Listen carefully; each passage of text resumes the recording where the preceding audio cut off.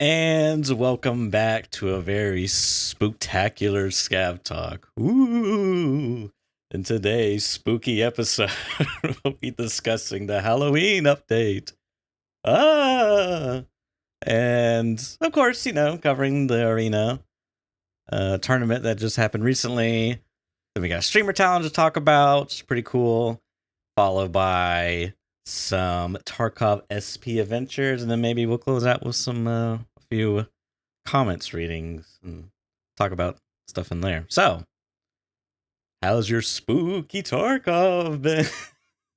It's been very unspooky, actually. Like this is so far, it's been like the unspookiest Halloween update to date. I would say, as far as I know at the moment, the only things that have actually changed is Tagilla is on labs, which has apparently brought out all the cheaters, and the bosses have all got like a spooky mask on.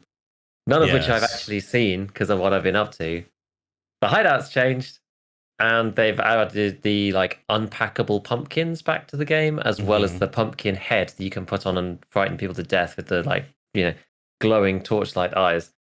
So the only spooky thing at the moment really is, or the spookiest thing is the magical disappearing cash out of everybody's stash who decided to put the lootable pumpkins, openable pumpkins on the flea. I don't know whether you saw my Twitter post about it. But yeah, when they first were being dropped, I noticed that you could put them on the flea market, and I went to go and see if I could sell them because they usually have pretty crappy things in them. And I was like, well, man, let's get rid of them. And there was two up on the flea market, one for 1,000,000 rubles and one for 990,000 rubles, something like that. And I was like, oh, this is interesting. If I put it up for 900k, do you think someone's going to buy it? And then the 990 one disappeared. So I was like, oh, people are obviously buying it then. So I tried to put it up for 800 or something like that, and it was like 7 million rubles fee. I was like, what the hell? That's crazy. And yeah, so I mean, I've got Intel 3 as well, so I've got the 30% fee reduction. So anybody who doesn't have Intel 3, like to put it up at 1,000,000 rubles, the guy who put it up there like just vaporized 9.5 mil, which is absolutely brutal. And as you know, right, there's no way of getting that back.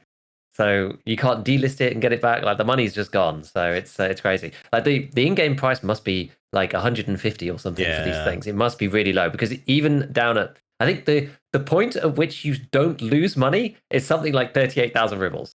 Like you can't even put it up for 50k and make money. It's like the fee is like 60 grand. So over time they've increased the base price of a lot of these things, but this thing still seems to have some crazy low price. I didn't think you could sell these on the flea last time, as far as I remember, which is why I was kind of surprised. But yeah, so I did a post about it in a few places. Actually, made like a quick short about it and put it out on Twitter as well.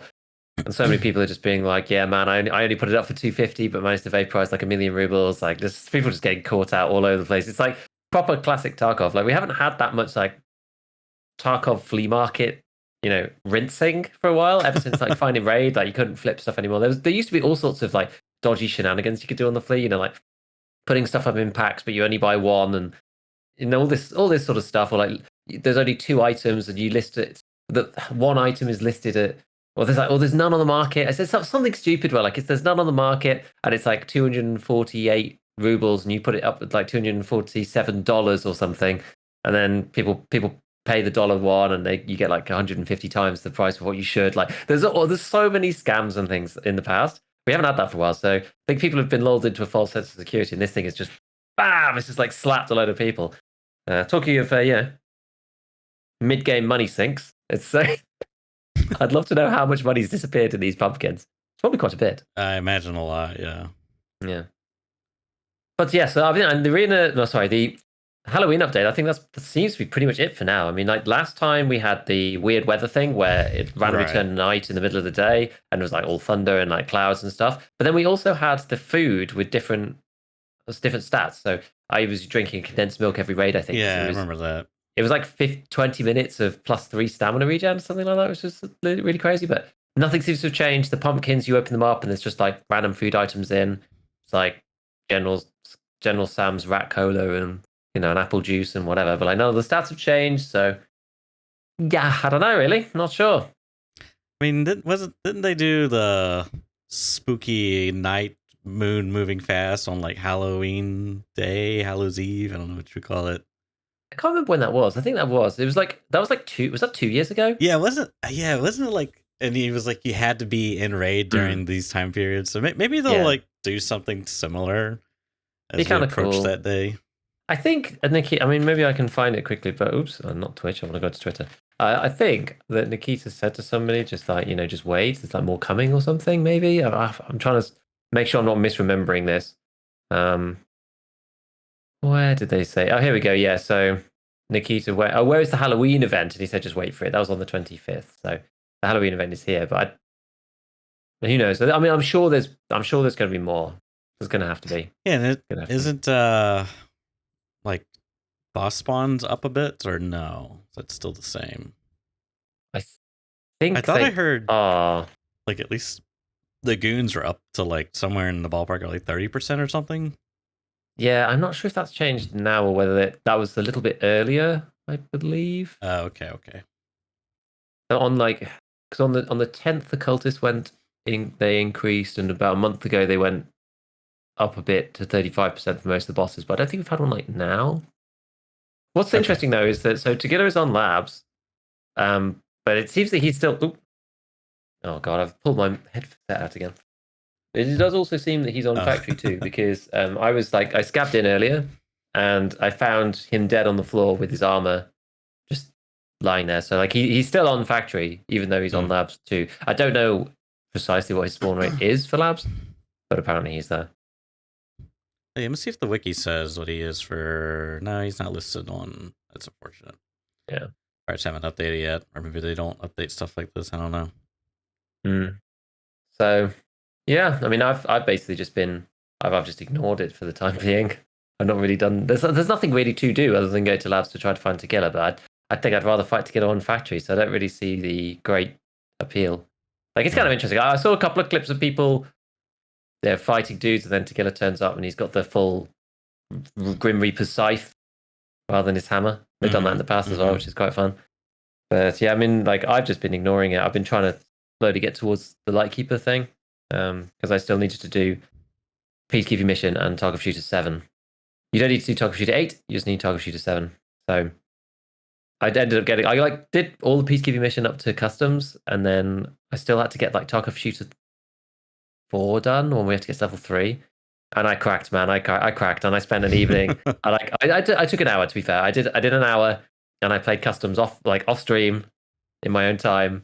I did Tarkov Shooter 4 by reloading the Mosin, and also did the scav, all 12 scav kills in one raid. Because if you play it really slowly by yourself, without chat, without anybody, without anyone watching, you're not having to be entertaining, whatever. You can just lie in a bush, reload the Mosin, drink a can of Coke, set a timer for 5 minutes, walk through customs. When the 5-minute timer's up, lie in another bush, reload the Mosin. I think I took it's actually slightly easier now, because you used to have to take LPS or T46 in with you. Yeah. Well, now you can take an FMJ, which is much cheaper, which is quite nice. It's not anywhere near as expensive as it was. So I think I took in 120 FMJ, and I was doing 30 stack, a 30 stack at a time. So I did 4 stacks of 30. I think I did it twice. I can't remember. Oh no, I did it. I think I did another raid on Shoreline actually, where I just reloaded non-stop as well. But yeah, I did. I finished the Peacekeeping Mission because I just couldn't be bothered to just go and do all those scav kills on stream. So that's done. And then the final thing is the Tarkov Shooter series. So I did finally get to the sniper skill level. We had to kill sniper scavs, which was not actually that hard. We had to do scav kills at night, which wasn't that hard. In the end, use the VPO and do that on customs, which was okay. So now we're on to Tarkov Shooter 7, the last thing that we need to do. We had a cracking woods raid actually, where just stumbled into 2 people and just got 2 kills, and both headshots too. So they both counted for shooterborn, which previously I had literally 1 kill for Shoreline, because if you remember, now shooterborn is 5 headshots with a bolty on every map. Yeah. At any distance, but you have to be using a bolt action. You can't just use any gun like you did before. So both of those counted for shooterborn. So that took my total shooterborn headshots from 1 to 3, which is good. And yeah, we need 3. I need just 3 more kills with a bolt action, and then we can start working down the Lightkeeper line to actually get access to him again, which will be fine and dandy. I'm looking forward to it. So yeah, I've been pretty much ignoring Halloween for now, but I'm welcoming some changes to food and drink. That'll be good. So outside of that, I mean, most of the news for the game has come from, well, TwitchCon, really, which I'm still gutted that I couldn't go. I'm still gutted. I'm having, as I said, the kids like birthday parties and stuff, and like this event that we'd had booked for a while and whatever. I just like couldn't go. But seeing the updates and seeing everybody just messing about and doing whatever they were doing there, just like I was just like, oh god, I was just like feeling like more and more and more, just like the increasing FOMO as the event unfolded, because it's like, yeah, people are there, they're having a good time. That's like a good enough reason to go in the first place. And then everyone's playing Arena, and then there's going to be an Arena tournament now actually with like a bunch of the people there. So there's people playing Arena for the first time and like showcasing it for the tournament. And then there was like a load of streamer events where the like BSG, like Nikita like DJ'd the party at TwitchCon. It's just insane. Then they took all the streamers out and all the content creators out to the range to go and like fire a load of guns. And then they took them to some like random like vehicle lot or whatever. And I think was it Airing and Jesse drove over a car with a tank, I believe. Yeah. Which is just like absolutely insane. So like, the more that this stuff went on, I was just like, oh no, I really wanted to go, but such is life, I'll have to try and see next time when it's going to be, and like maybe plan in advance, because it would be sick to actually go to one of these things. I don't know whether BSG will ever do something like that again, but even still, it'd be just nice to meet everyone. But yeah, so I think the most interesting thing that people were looking at was the Arena tourney. Obviously, because I ended up being so busy that weekend, I didn't actually watch most of the tournament. I've seen parts of it. I watched bits of it. I've seen some people reviewing sections. I've heard lots of people talking about it, but clearly I didn't watch like 6 hours of Arena tournaments. Just like don't have time to do that. But I don't know where to start with it. I would say it's mostly good. I don't know whether you got that takeaway. Like most people seemed to think it was good. There was some criticisms, but people enjoyed it. Thought the gameplay was fun. Thought it felt very similar to the base game in many ways. I think there's like going to be more information coming out, because I know that Nice Guys, they're trying to collate some extra stuff that whether it can and cannot be said about various things, because chatting in person with somebody and then making a video about it like makes it very official. So I think he's just being a bit careful about bits of info, but seemed okay. The classes apparently were seemed relatively balanced. It's like it's just you get a mixture of different kits, which is kind of odd. So apparently, like a lot of the kits don't get headphones if you're using like high tier guns and stuff. So a lot of people were complaining about audio because people were picking like the kits with the good stuff, but then you don't get a headset. So like the game sounds very different to the way that you'd normally play it, which is kind of weird. That was really surprising to me, because we kind of just like assume headsets are like just mandatory with kits. Mm. But I think someone said that BSG said that the reason they did that was to like balance the kits out. So if you want like a hex and AP ammo and a MCX, then like you gotta lose something. Which I kind of understand. Like it's kind of interesting. It's just we're so used to playing with headsets. It's just just strikes me as a little odd. Yeah, like every kit you can put with a headset, you do, unless you're literally wearing the Alton, basically the way it goes, or the Tequila mask, right? So exactly, yeah, it's a bit weird. I don't really know how that's going to pan out. I mean, maybe it'll balance well. Maybe that'll be fine. So we'll just have to see. The other thing that the sort of elephant in the room for the whole tournament was the desync. Apparently, they weren't playing on LAN. They were playing on some kind of like internet server setup. So, I mean, it makes sense, right? Like, presumably they don't have the servers at TwitchCon. Like, they haven't brought them with them. Like, they must have, they would, I presume, and this is a pure guess, but I presume that they would have deployed them to their NA servers somewhere, wherever they are. Mm-hmm. And so they were then connecting to them on whichever build they were using, which apparently is also like 3 builds behind the current one, because they use this one for stability, which almost makes me worry more in some ways. But there were a couple of points of bad desync. The one which is, and it's not even desync, it's just like complete dislocation, right? The one that has been doing the rounds is the Landmark versus Ash, where on Landmark screen he leans around the corner. Oh, you got it to hand. Nice. He leans around the corner and he fights against Ash, shoots him a bunch. Nothing happens. Like, he should be dead, right? He should be dead. Mhm. So yeah, on the screen you can see. So he sees him, sprays him down again. I mean, like this is like he's dead there, right? Like 100%. Yeah. Like he's And, dead like, like 5 times over. And on the Ash's whole screen, he runs time. around the corner. Landmark doesn't exist at all. Right. Like, he's not even there. The bullets don't exist. Landmark's not there. And I think so. Landmark. What got people confused? Because I actually watched Friendly Guy stream when he was like piecing it together and trying to find the bits of people's VODs. And what got people really confused about it was it's actually Arsene that comes and kills Landmark afterwards. Oh. But Landmark shoots at Arsene. I don't think Arsene sees Landmark's bullets either. I think he ends up killing Landmark, but doesn't really take any damage or something like that. But it's actually Ash that he shoots at to begin with, you see. So yeah, so Arsene kills him there. Yeah, so there's like, yeah, exactly. There's like no, Landmark doesn't fire anything. So that concerns me because this stuff happens in the base game. They were supposed to be rewriting the netcode so that this stuff didn't happen. Yeah, it's an early build. Yeah, like they're still working on stuff. The fact that it is even physically possible that this can occur in such a dramatic fashion leads me to worry a lot, because it means that there's something fundamentally wrong with the code base, right?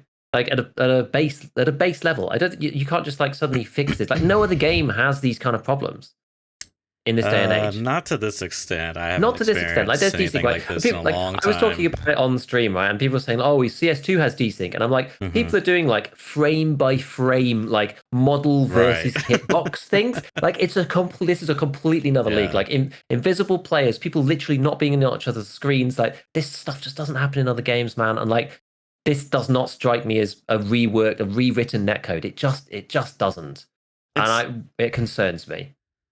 It's bizarre too, because it's like his Landmark's client is still receiving updates from the server, but he himself is not updating to the server, which is just weird how that's happening. Like, it doesn't.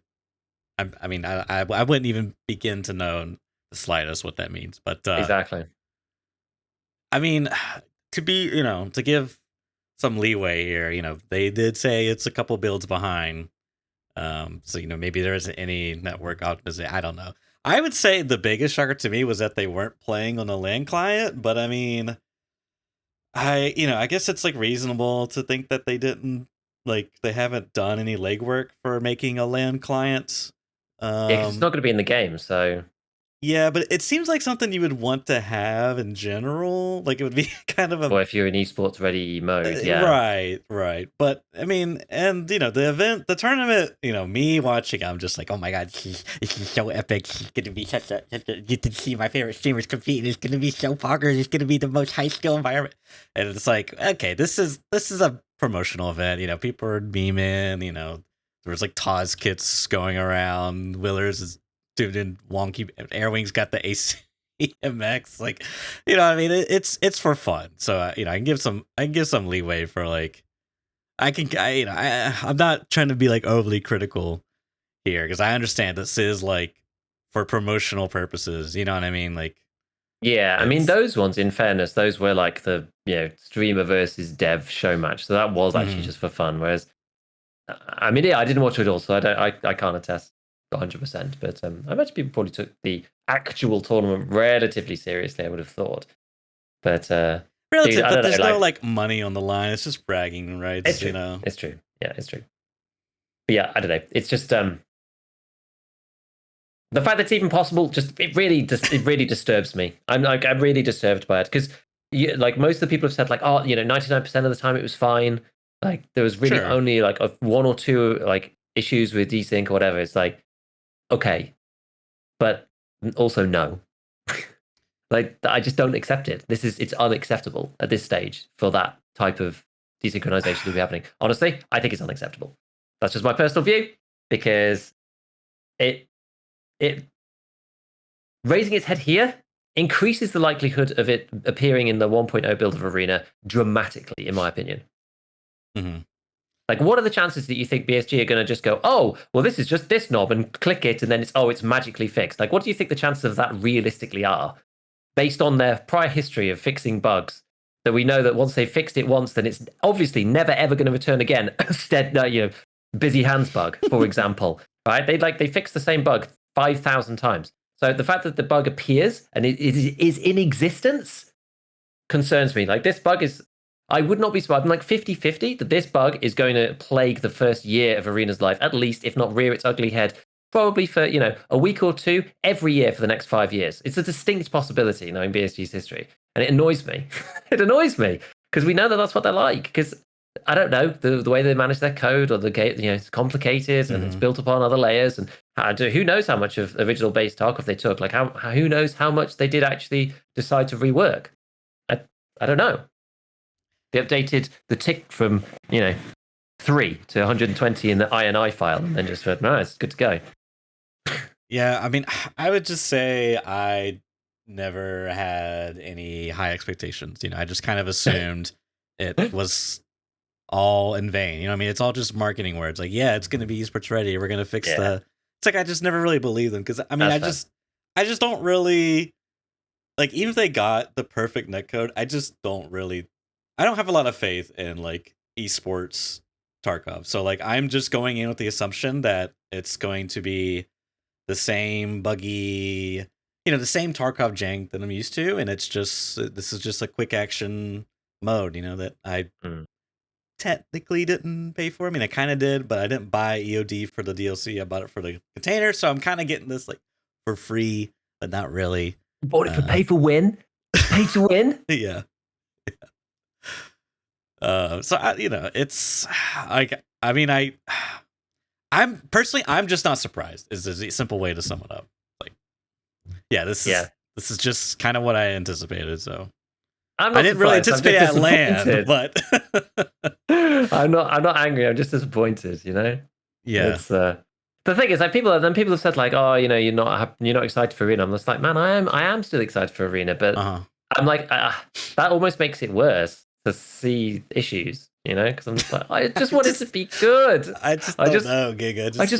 I just want it to work, man. Like, is that too much to ask? Apparently so. These things are hard. I would just. It's PSG, so we just really got to temper our expect. I know. I'm not trying to get. I'm just kind of expecting the recoil work to be like a marginal improvement, But I'm not trying to put all my hope into one basket, I think the issue with Arena is that because of the environment that it plays out in, I was saying this on stream the other day as well. Like, you can kind of accept it in base EFT. There's like scavs on the map. The maps are really complicated. They're huge. There's lots going on. Most of the time is spent, traveling around doing whatever.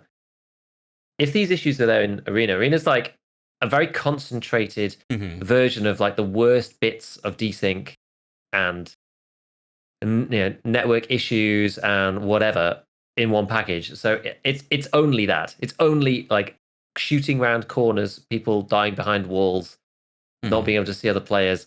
It's just going to become so much more obvious. I think the reason why it concerns me so much, the reason why I'm so worried, is because this is their chance to branch out from the base population of the game. And if they mess it up, people won't come back. That's my worry. It needs to be squeaky clean, literally, when it releases. I mean, I guess that's why all the EOD people are going to be beta testing it first. So let's hope to God that it, at least comes out in some semi-reasonable state. But I think like once they do everybody can now get it. I mean, to be honest, maybe the EOD test will already be too late. I don't know, because people may. Do you think they'd buy it for that? I'm not sure. Nah, they wouldn't now, because we're talking about the general population that don't have EFT. By the time that you can buy Arena on its own, or Arena gets delivered to you, whatever, if you pre-ordered it, and you don't have the EOD version, by the time that it comes to the mass population, this stuff can't happen, or at least it can't happen with certainty within a 5-hour tournament, for example. Like it can't be like a guarantee that it will happen at some point within the 5 hours, because it's just going to ruin the integrity of the game. That's why it concerns me so much. Yeah, I mean, I would say you could still have like a crappy netcode game, but as long as which kind of sucks, because typically how you get to lands is you gotta win online tournaments, so you would have to win the crappy desync to play on the LAN client that has virtually no desync. So I don't know, man. It's just like I don't know what to say, Giga. I don't know what to say. Yeah, I don't know. I don't know. Anyway, let's talk about something more happy, because this is just like making me a bit sad. So around Arena itself, there's like a bunch of different updates. I can't even remember where they came from. I think most of them came from Nice Guy, a bit came from Airwing, a little bit came from just like random stuff on Twitter. So according to BSG, the first kind of play test of Arena that's coming outside of like showcasing at events is supposed to be in early December. That's the idea. I don't think that is people with EOD. I think that is even more restricted than that. I think it's like select streamers, maybe, which I don't know whether people agree with that or not. That's probably the way that it's going to be to start with.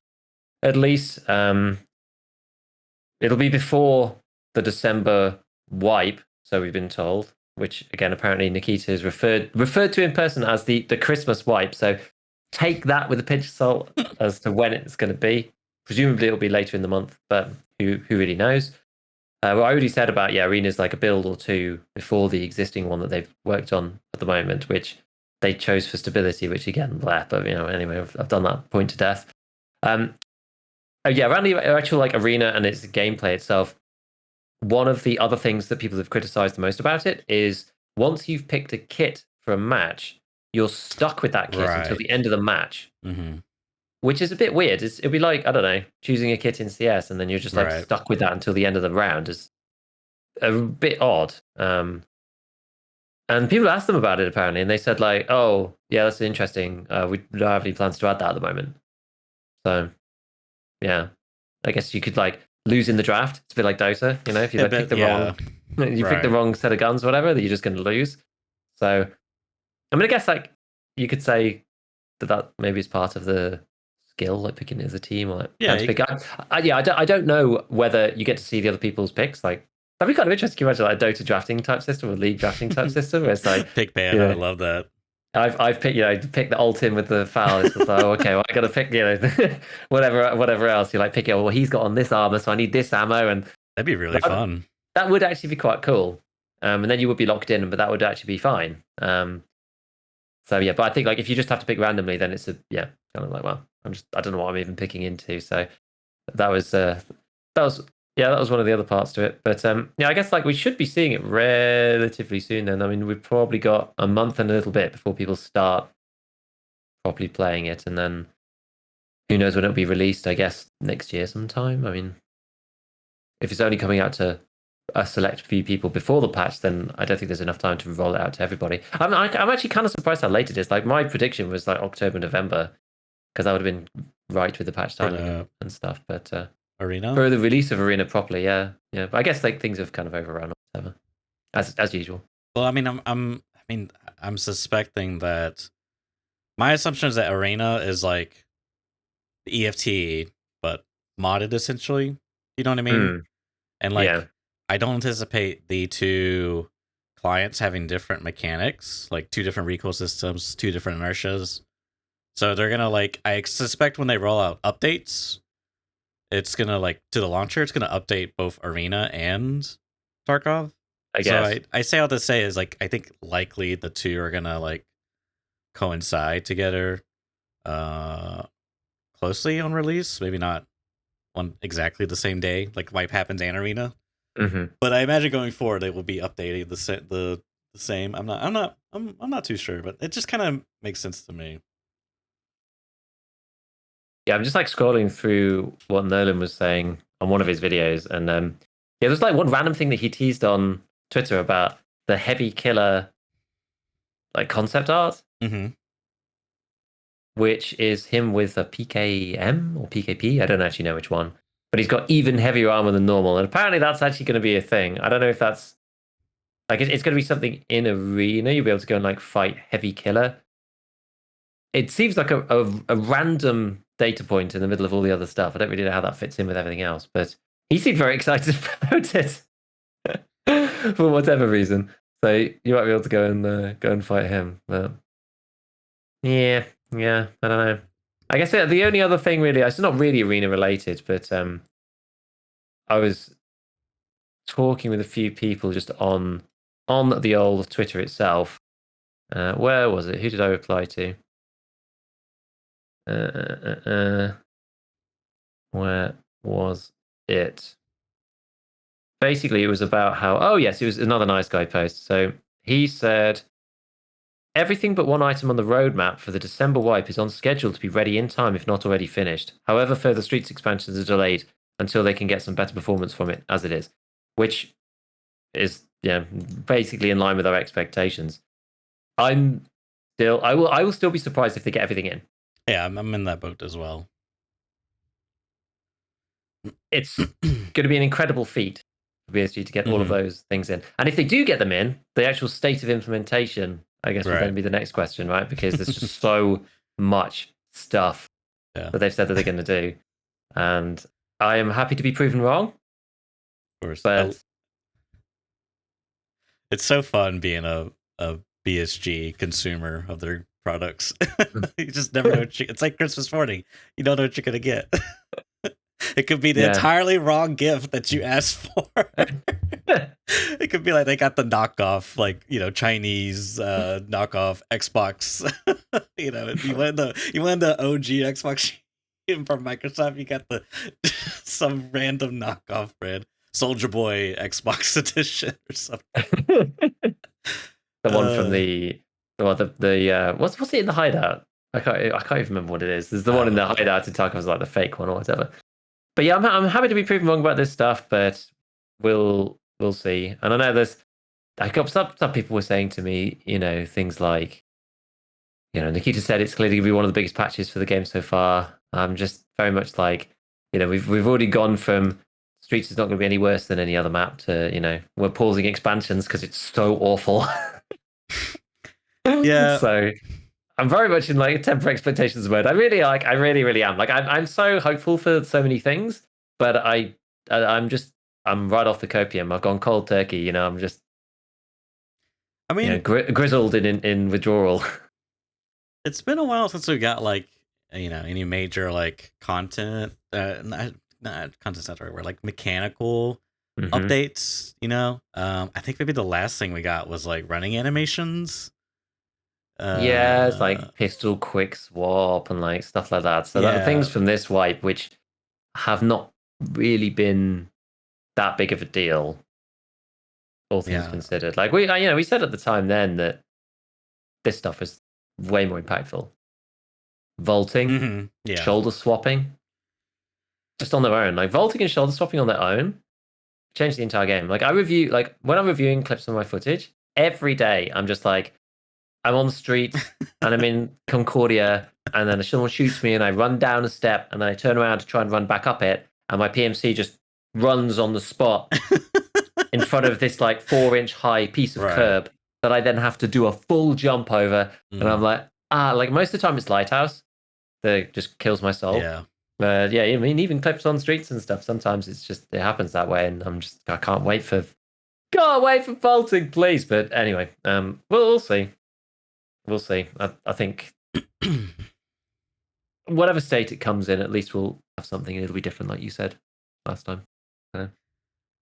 So I wanted to jump back to Arena because I had a few more thoughts about the actual like gameplay.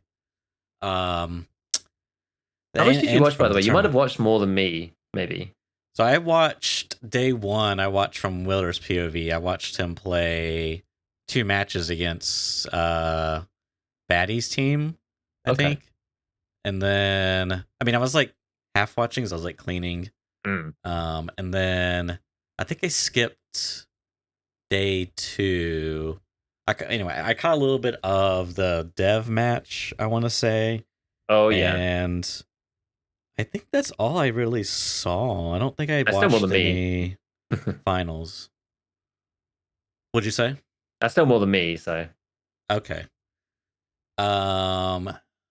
Yeah, I'm trying to remember. Anyways, so yeah, I thought it was cool. I mean, one thing to keep in mind too about this whole like esports hyper mindset is a lot. These are, I think, probably the majority of the players. This is probably their first time on LAN, and from what I've heard, LAN is a very I guess this isn't technically LAN because the a LAN environment. Yeah. Yeah. I mean, yeah. Live, I guess. I've heard that lane is very different in more ways than one, but I guess in this case, the only way it's different is that you're in front of a live audience. And typically, they talk about how different the play is, because you're playing virtually. Your only latency is like the machines themselves. Anyways, so yeah, this is like the first time being on. Like Willers said in his stream, like he's like nervous. It's like, what? Willers, you're nervous. You're like, cold hard steel, Tarkov. It's like, how can you be nervous? But I mean, it makes sense, right? This is the first big stage. People are watching and stuff, like to be expected. And yeah, I mean, it was pretty interesting. I did kind of think one thing that was kind of weird to me was the match timers, like the round timers, felt a little long. So I'm pretty sure all the modes, all the matches were played on the same mode, which was like this team deathmatch. But towards the end, it would turn into like King of the Hill. Like you had captured a point for like 7 seconds, right? Right. And how it would work is like after, I don't know, maybe 2-3 minutes, then like Russian speaker would come over like the intercom, and the points now available. And I think the point was predetermined. Like you could just see this green line with like an X in the center on the map, but I'm not positive. I mean, there's no mini map. I'm not really positive of the mechanics. And so then how it would work is like, because oftentimes you'd be in stalemates where two players can't find each other or whatever, or maybe you don't want to push, you're just holding position. So now you kind of have this way to like resolve that, where you got to capture the point.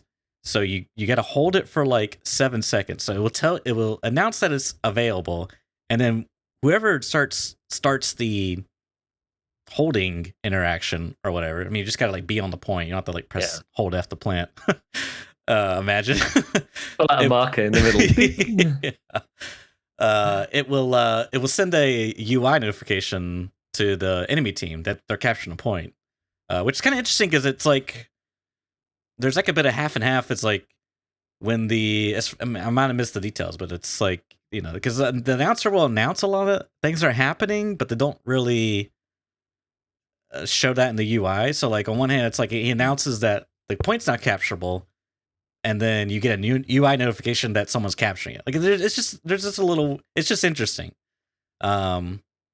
But the main thing I wanted to say about the modes, I felt like it was too long because there was a lot of times where it would be like 1v2 or like 1v1, and they're just like running it. Like the amount of times that the players have visited the enemy spawns and their own spawns would happen. Like they made like two laps around the entire map. It's just because it's like it's kind like, at least I don't know about the airplane map, but the equator, I think it's kind of like 3 lanes, but you could probably say it's more like 5.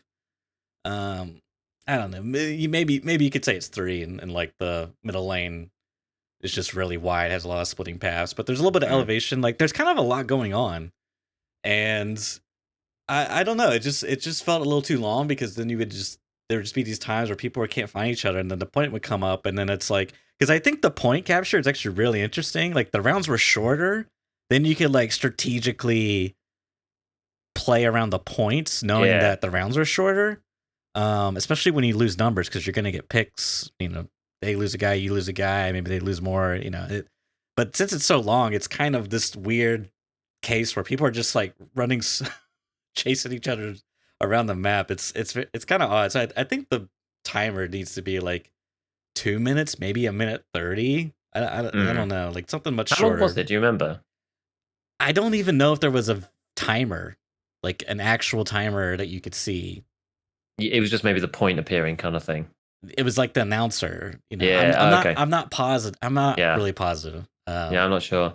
The only thing about the audio thing that I would say is apparently a lot of people just having real issues with audio in general, like not using their own headsets, like with the crowd, like not being able to hear what was going on properly, like audio problems with the computers and all sorts of things. So maybe that compounded on people running around after each other the whole time. Because like normally in EFT, there's somebody like so much as blinks and you hear them from 50 meters away, and then you know exactly where they are. So I think that might be different if you're playing at home.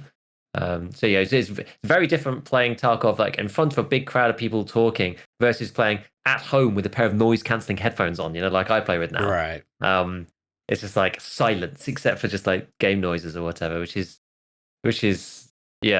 I don't know. That might make it play out a little bit better, but yeah, it is intriguing. The other thing actually that I remember hearing, well, maybe it must have been Nice Guy because he basically said everything about this, was that apparently you can't see the scoreboard while you're in the game, so you don't know how Right. many of your team is still alive or dead. Right. But it's shown in the map, like in the world, so you can like find because the scoreboard's like around the map, so you can see like who's alive and who's dead on the wall. Interesting.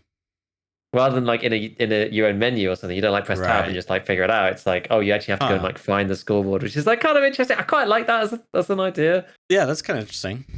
But yeah, no, it's good. So yeah, did it look good? Like with Willis playing it, did it look fun? Did it look the same? He's fragging out the same as before. I mean, it just kind of looked like Tarkov. Yeah, You know what I mean that's good. I would say that's a good takeaway. Yeah.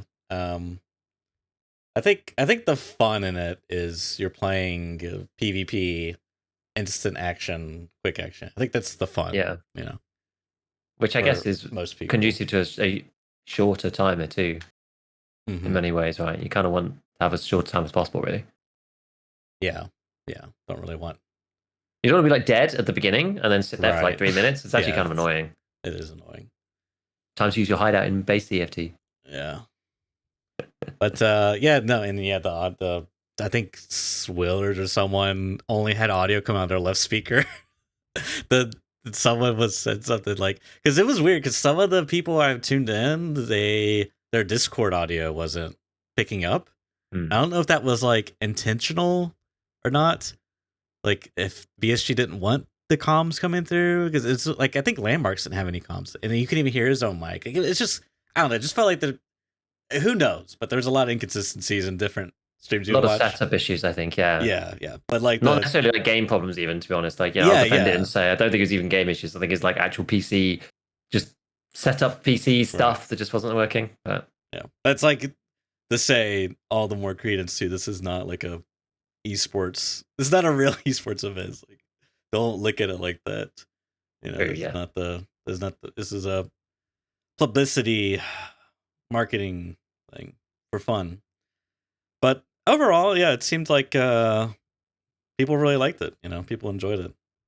I say that, and I did do a little bit of browsing on ye old Reddit. You know, it's been a while since I dove into the Reddits, but I thought I would see what the people, the common man, were saying. So actually, there's two different threads. One's unrelated. I'll probably get to later, but one that I saw was titled "Opinion: Tarkov Arena will be a big failure." Drama alert.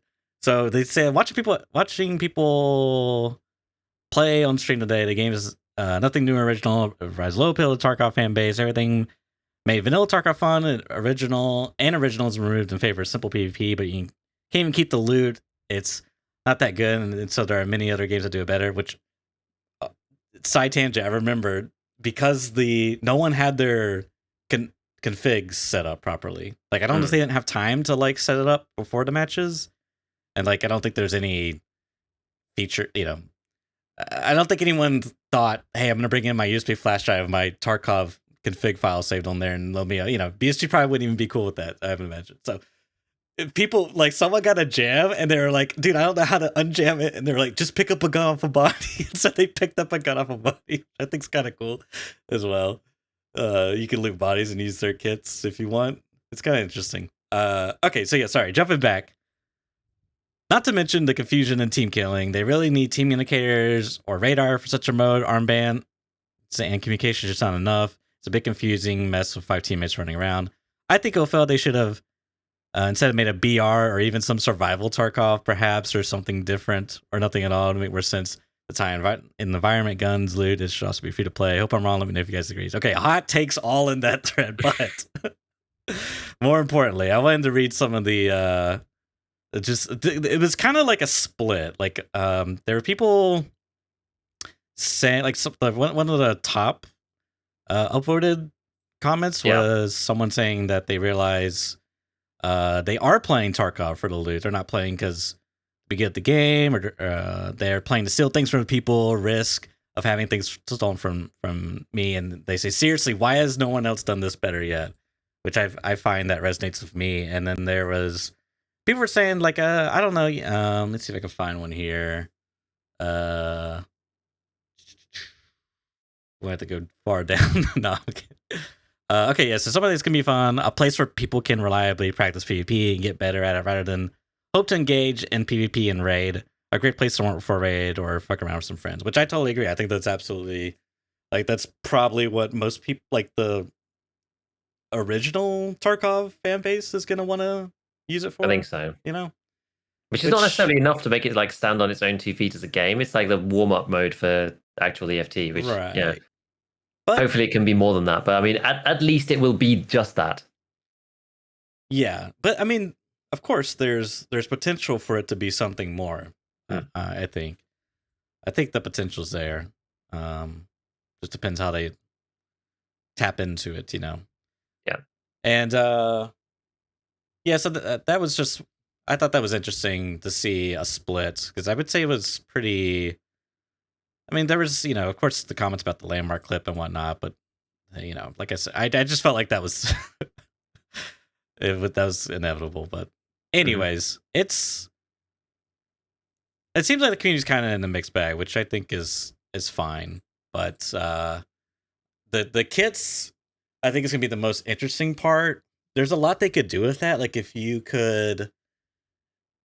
Because I think someone had said, maybe it was Nikita in like an interview on the TwitchCon with one of the hosts. He had said that like if you want to like use your main account, you have like a budget, and each thing you assign to your loadout, you have to like be under budget. So you can basically like create a kit. So you can use the preset kits, or you can create a kit with your Tarkov main account. And if you do that with your Tarkov main account, you then you get matchmates of other people that have a similar gear score as you do. Yeah. Which makes sense. So it's kind of interesting if you really want to like who's the best labs main, but not on labs. Fully decked out. But I kind of like I'm very curious to see how the economy side will work outside of using your Tarkov account. You know what I mean? Like using these preset kits. I think it could be kind of fun. Yeah, the thing that it doesn't, it's not worry, but I'm just intrigued to see about this gear score and stuff, because that is going to be fully determined by what they've assigned to what. Right. And so that's like for someone like me and presumably someone like you, that's the perfect environment to just be like, right, let's whip out the spreadsheet, boys. And look at I take this and this, and I take 26 rounds of this because 27 takes me over the threshold because of the way that the gear score is calculated and blah, blah, blah. Because, yeah, and then you like walk in or whatever. Because I remember seeing about how the show match, which I think was just like, it was just a silly, fun match, as I said, between like Nikita, the devs, and like a bunch of creators. And in the show match, I think I was like looking at Nice Guy's like arena loadouts video that he's got just to like have a quick flick through. And I think they were using stuff in tier 2 and below, which is, yeah, it's like a MP133, a VPO209, like a TT with an axe, like rubbish, really rubbish kits, like a TOS, that kind of stuff. And in that kit, in that sort of set of kits, there's one called, which is the expensive one, called Champion. So it's in that same like category, but it's an STM9 with a laser, a red dot, and 9x19 6.3 AP. So it's like apparently that was the killer kit for that show match, because that was I did. They were picking from these like cheap kits, right? Everyone's using scav loadouts, and then I think it was Summit who ended up being tipped into getting the STM and just annihilated everybody with it because everyone else got TOS and stuff. So exactly that kind of thing. Like that's kind of that's sort of part of the fun of the game, though, in some ways. Like because that's easily fixable, right? That's just a balancing thing. Like things being unbalanced in some ways is actually kind of interesting if things get like rejigged fairly often. So the game's going to be, people saying now like, oh, the kits are fairly well balanced. Like we haven't played the game, right? It hasn't gone to the community yet. Like there's no hope in hell that the kits are balanced properly. There's no way. There's just no way. There's actually just no way to do that as a game dev. You just can't. You just have to release it out to the community and then see where you screwed up. right? And that's part of the fun of the players to figure out where the min-max is in that. And that's, that kind of thing I quite like. So we'll see. I'm excited for that, especially like it's easier with presets, clearly. If you can build your own and you're like, oh, one of these and one of them, one of these, and like, oh, how does the gear score change? And I add this stuff. Like, that's different. I mean, I'm hoping that the gear score is like a continuous line. So it's, I don't know, like an ELO or something, and a similar concept. So it's not like, oh, you're in this tier or you're in this tier. That's what I hope it isn't like. I hope it matches people with like a number. Like the gear score is, anything from 1 to 1,000. And so if your gear score is 17, you'll be matched with people who are 15 to 19, for example, right? And it's like very dynamic like that, as opposed to being like, oh, the gear score is like 0 to 50 and 50 to 100, and some of the presets like 60, some are 80, and you can craft the 99.991 and be matched in with people who've like got 50.1 because of the presets. Right. That's what I hope anyway. That'd be a nice way to do it, but yeah, it's going to be interesting. So yeah, I think that's it. Oh, the one thing I'm about the STM that you mentioned. So I watched Airwing's video and covering the arena stuff, and he apparently told Summit like, yeah, you're gonna want to use that. Like, he was like, Summit, I know what kind of player you are. You're gonna want to use that gun. Like, you're gonna wreck with it. And shout out to the STM Supremacy gang. Let's go! Finally getting represented in the scav kits. But it was also really cool to see Airwing there, and he got to like participate in some really cool stuff, like running over a vehicle with the tank, and playing the showcase match of the devs. And so it's really cool to see that, having to have been a part of that. In some small way, a part of that content creation process. It was cool. Yeah. Yeah, exactly.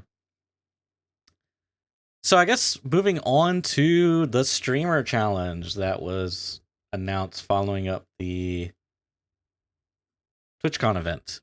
Yes. And they did a little video to show it and stuff. Oh yeah. Streamer challenge. It's kind of strange that they decided to even run this event at all, in my opinion. But that's it's fine. It's content, so let's go. Let's just take anything that we can get. This is apparently so it says 10 days of events. So the way that it works fundamentally is each player who gets accepted into the challenge gets a separate account to log into. There's a time window for each day. The first raid that you go into, you will have 8 hours from that point. Like, there's a timer at that stage. I don't know whether it will show you or anything. Maybe you need to note it down. But from that point, there'll be a timer. You have 8 hours in that day to complete the stuff. Once that's over, you won't be able to run any more raids. The points will be counted up, and then you'll be able to play again the following day on day 2. So far, from what I can see, there are 9 different days. So they said 10. I'm half expecting there to be, because they said November the 5th through to the 15th. Mm-hmm. I don't know whether that's a time zone thing, but like that's 11 days for a start, right? Because like that's 5th and 15th inclusive. So presumably there's like a special 10th day, I guess, that's like unannounced, I imagine. Who knows? Maybe it's like a big PvP one at the end. I can imagine it being like a big PvP thing, like Labs or Factory, like Punisher or something like that at the end. So I was not sure whether I was going to do this, honestly. There's actually another requirement, which is causing a little bit of controversy, although I don't think it's necessarily that controversial, which is, I mean, it depends on your view, honestly, which is that you have to have played, I think it's 100 hours on stream of EFT in the last 6 months to be accepted in. And so there's people like the one that I've seen come up on Twitter was Dotty Hack, who's an OG of Tarkov, has played the game for like 6 years or whatever, was denied to play because he doesn't have 100 hours in the last 6 months of streaming it. So it kind of depends on what your viewpoint is on that. It's like only people who are playing actively are allowed, like people who dip back in when there's something fun and then don't play else. Otherwise, it always feels a little bit punitive to me. But especially if you're like a reasonable size creator, if that's kind of what they want. It almost feels a bit counterproductive because it's like you kind of want variety of people who have a foothold in Tarkov to bring a wider audience in to play Arena or whatever. Because like this, it's all marketing, right? Either which way, that's part of Yes. these stipulations. When I saw that as a as a requirement, I was like, oh man, I'm sure because I like didn't really have off the top of my head an idea of what that really meant. I had to like think about it for a minute. I was like, is that? Surely I do have that in 6 months. Surely I do. But I have 333 hours across 6 months of streamed Tarkov. Oh, So okay. so it's fine.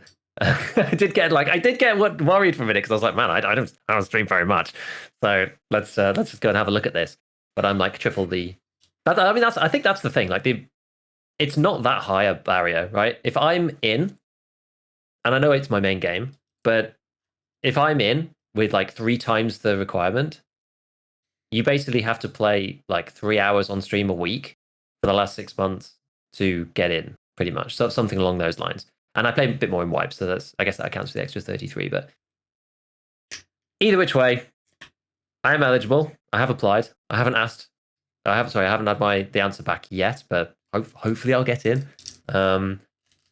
I obviously had to like figure out how I was going to reorganize my time and my schedule or whatever. So I'm basically going to do 9 till 5 streaming for the 9/10 days. And I guess like, my wife will probably be kind enough to bring me lunch in the middle because that means I can still do like the morning stuff and the evening stuff and help out. It's just literally the only time that they're missing with me is the time that I normally spend with them over lunch. So it's really not actually that big a deal. Like once we sat down and thought about it and thought like, how are we going to do this? Because usually I take a break in the middle of the day to go and like help out with lunch and everything. And I was like, this is a long time too. It's like over a week of doing this. So I don't want to kill everybody with like extra work on the farm. Like I'm not going to win either. So like I'm not wedded to this thing. But I was like, it'd be really fun to go and do it. What's that list there? So this was just published a few minutes ago. Oh, really? Or I don't know how long ago, but today. And it is the first 100 participants of the streamer challenge is now live, which I don't really understand what that means exactly. Like, is the thing happening now, or is this just like the first 100 have been accepted? I guess the first 100 that have been accepted. It says it's now live. I guess it means like they've now been posted or something. Yeah. Okay. Yeah, I get maybe. Yeah. I guess so. Yeah, I hadn't actually seen this. Wait, Dotty Hack is in here. Yeah, I do. It's funny. You said that, and I saw that, and the two didn't register. So they've gone back on their, like maybe they grandfather people in. Huh. I mean, yeah. I mean, like fair enough. That's the thing. Like, as I said, I don't think it necessarily. I think it's in both of their interests. Exactly. Allow people in, right? Like, well, it was a gatekeepy thing to stop people who don't ever stream just like turning up and trying to do this with like one viewer, I think, and taking up a place within because they have to, they have to provide you like separate accounts and stuff. Like you'll be playing on public servers, but they have to provide you a separate account and things like that. So, what? I guess that makes sense. Yeah. Public servers. I kind of like really dislike public server tournaments. That's. I mean, it's very random. I mean, like there's gonna be like 1,000 people taking part in this thing. Like but it's more like the stream sniping. You can like it's bad on multiple angles. Like people can grief you, and then people can help you. It's. But this isn't esports. Okay, it's not exactly to be taken. Do you know what I have to keep reminding myself every time. This reminds me of, they do like randomly, sometimes you do these like investing challenges or whatever. And there's like 1,000 people enter and you have to like pick some stuff, and you're incentivized. It's one of those weird like game theory things where you're not incentivized because you don't, because there's no entry fee for these things normally, right? You're not incentivized to pick things that are steady because you're never going to win if you pick something that's like ordinary. You have to pick something really crazy and either just completely like you have to take your range of expected outcome and widen it out like this. Like you obviously have to take downside when you take upside, but because your downside is capped at 0, it doesn't matter. You have to just pick the craziest thing possible because the person who's going to win one of these things is just like off the walls, just bonkers. So that's why I'm like never going to win this because I mean, once we read through some of the tasks, it's become apparent that someone's just going to go on a wild ride and just have a crazy time. And also probably be good at the game too, but they'll end up in like, just situations that you just could never engineer and end up getting like a ton of points or whatever. That's usually how these like random things end up working. So I think if you actually want to stand a chance of winning, you just have to just like just go balls out for want of a better phrase, and just go for it. Because playing like standard, you're just going to come average every time, and either do like poorly average or well average, but you'll still be sitting within the 40 to 60% range of like most people. You got to have like an exceptional raid. You have to give yourself the opportunity to have an exceptional outcome, and also be an exceptional player. But anyway, so starting with day one, we'll go. Won't labor over it too much, but each day is on a specific map. I don't actually think I'm sure there was a picture on this before, but anyway, day one is interchange. You get points for eliminating killer, which is 5 points, finding a Bitcoin, which is 10, graphics card, which is 2, and extracting, obviously. Eliminating scavs with an SMG for 1 point, eliminate scavs on interchange in general for 1 point, and find any streamer item and extract it from interchange, 1 point as well. And then the side tasks seem basically the same for every map, pretty much. I mean, if there's anything different, I'll say. So eliminate the rogue bosses. So presumably the goons are going to be on every map during the... Well, maybe not. I don't know. I don't really know what the implication is, because could be possible.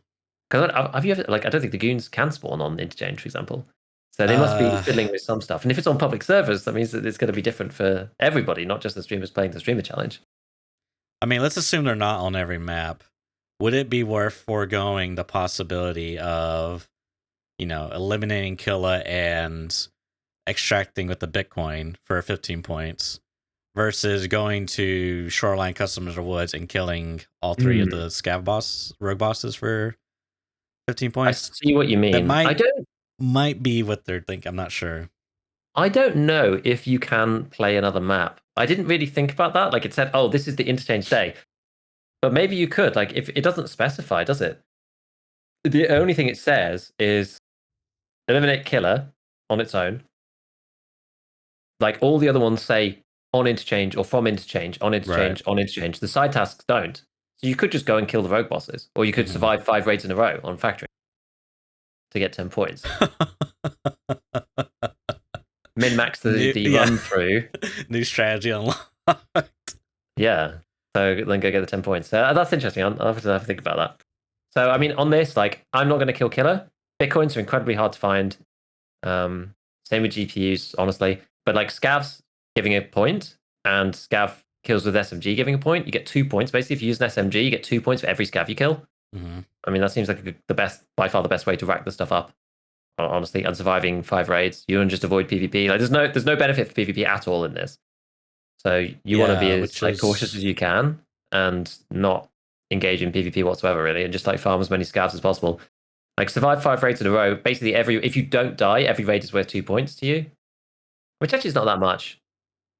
If you don't die, how so?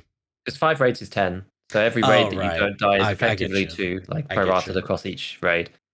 But I mean, that's only like 1 scav kill per raid with an SMG. You're almost incentivized just to bum rush all the scavs. That's what I was gonna say. It seems like it seems like a strat. Like, why go for survival? Because the only thing that really is contingent on survival is loot, rare items, and including the streamer, Bitcoin, graphics card, streamer item, and then the side task, which, as you said, you got to get 5 in a row, which means you got to get, it's effectively 2 for each survive, but you have to get 5 in a row. Whereas you could just suicide every raid and get, I mean, if you use an SMG and you kill a scav, that's effectively 2 points. Yeah. Right. So if you kill 5 scavs, it's 10 points. That's as good as if you use extract of a Bitcoin. Or kill killer twice. Or kill killer twice, yeah. So I think I have to see how the other ones pace out, but I think suicide right now is probably a decent strategy. Now, nobody knows exactly what the kits are going to look like. So I'm presuming everybody's going to start off with the same thing. I guess everybody's going to be level 42 with some money. I don't really know. It's going to depend on like how much you start with, what level you start with. Maybe you'll be level 15. Maybe you'll be level 1. Who knows? And that progresses through the tournament. I don't really know. That'd be interesting. So that's going to fundamentally change like the way that you actually have to do this. The other thing that I would say is it's also kind of a funny one because BSG is so like, oh, this game is a team game. It is strictly solo, like strictly solo. So it's basically says third-party assistance is prohibited. There's no squads. Like basically, I can't remember where it says here, but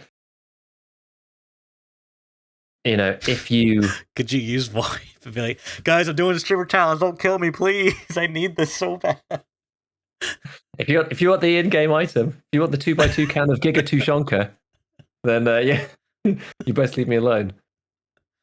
Yeah, so you're not allowed to help, and if you're proven to be helped by anybody or have assistance from third parties, then I guess you'll be banned or disqualified. They have a whatever clause in there for that.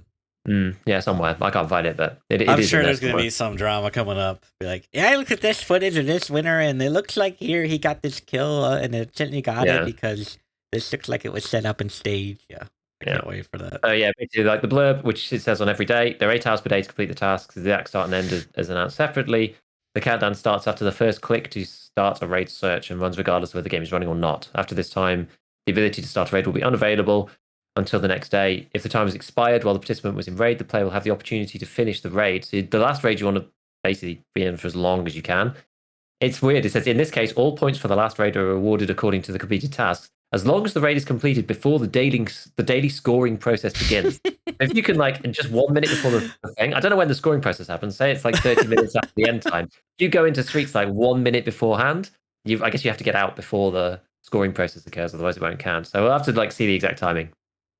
Anyway, and it also makes you wonder whether some of the loot pools will be changed for this. Bitcoins, GPUs, who knows? Maybe the loot pool will be changed. Maybe killer will be spawning every raid. Who knows? So now that we've got down the basics. I'm sorry, are we 100% sure this is separate accounts but on the public servers? I'm pretty certain. Okay. I'm pretty sure it is. But because it says no third party assistance and stuff, I'm pretty sure. Yeah, points were earned when completing tasks both as scav and PMC, which is an interesting one. Okay. So you can go and find items as scav. Yeah, you could kill scavs. Points with SMG.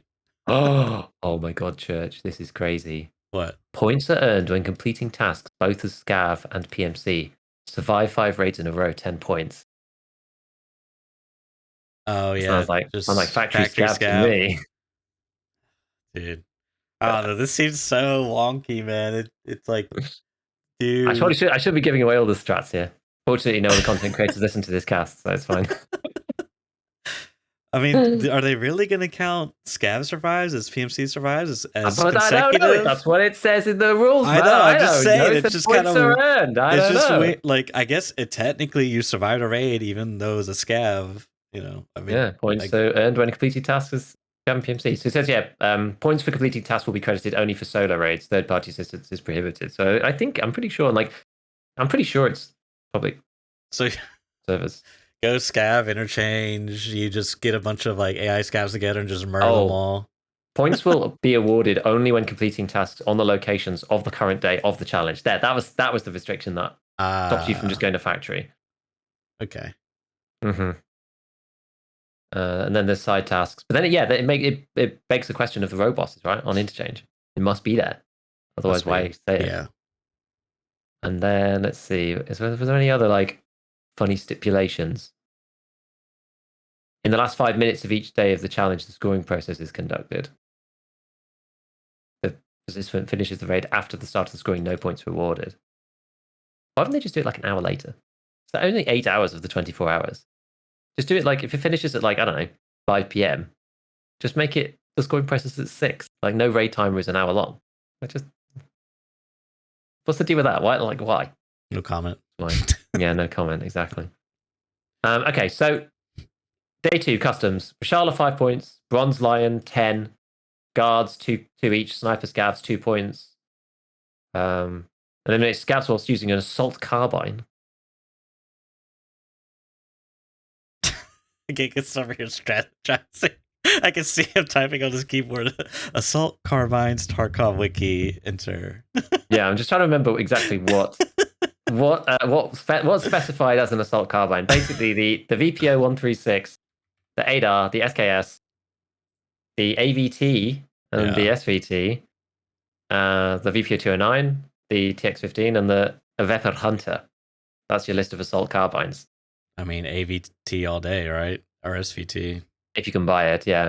You can buy it. If you can buy it. That will be really interesting. Sniper scav plus assault carbine is a point. Stream item, 1 point. Eliminate scavs on customs, 1 point. I don't know whether that counts for normal scavs. But anyway, you want to use this, you want to use like, the weapon for the map and then be killing scavs again. Survive 5 raids, rogue bosses, blah, blah, blah. Yeah, I like the economy aspect.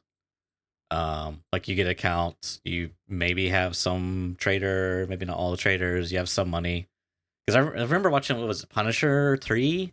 And I really liked how you had to like play an economic game. Yeah, otherwise you'd lose all your like money. It wasn't just like, here's infinite money, go use the best stuff, smile.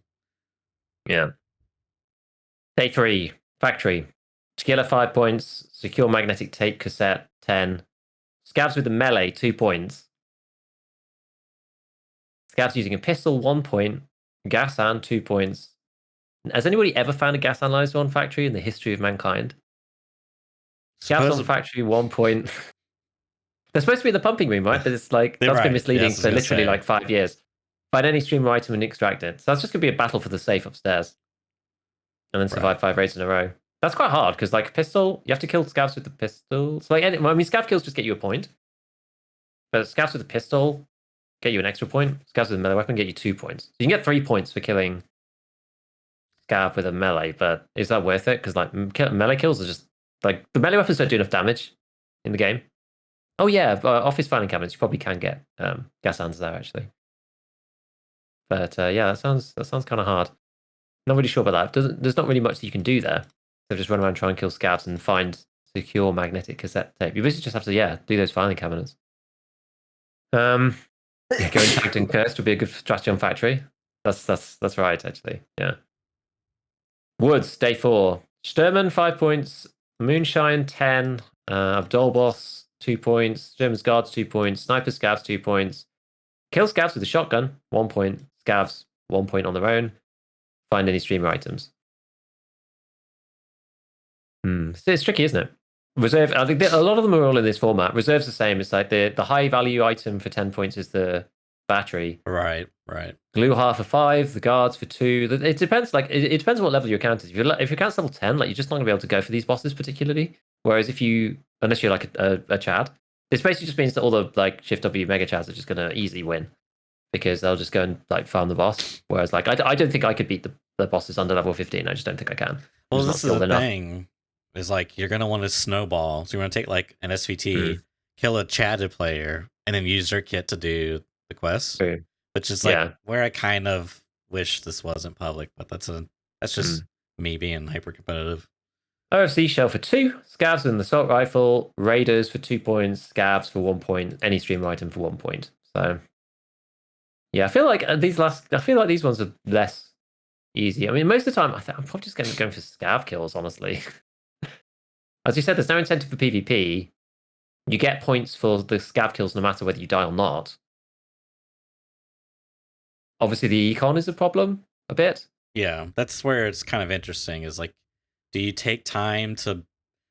Again, don't know what the economy is going to look like to start with, but do you take time to build like good kits to, do some of these more challenging stuff, or do you just do the more reliable strategy? Exactly.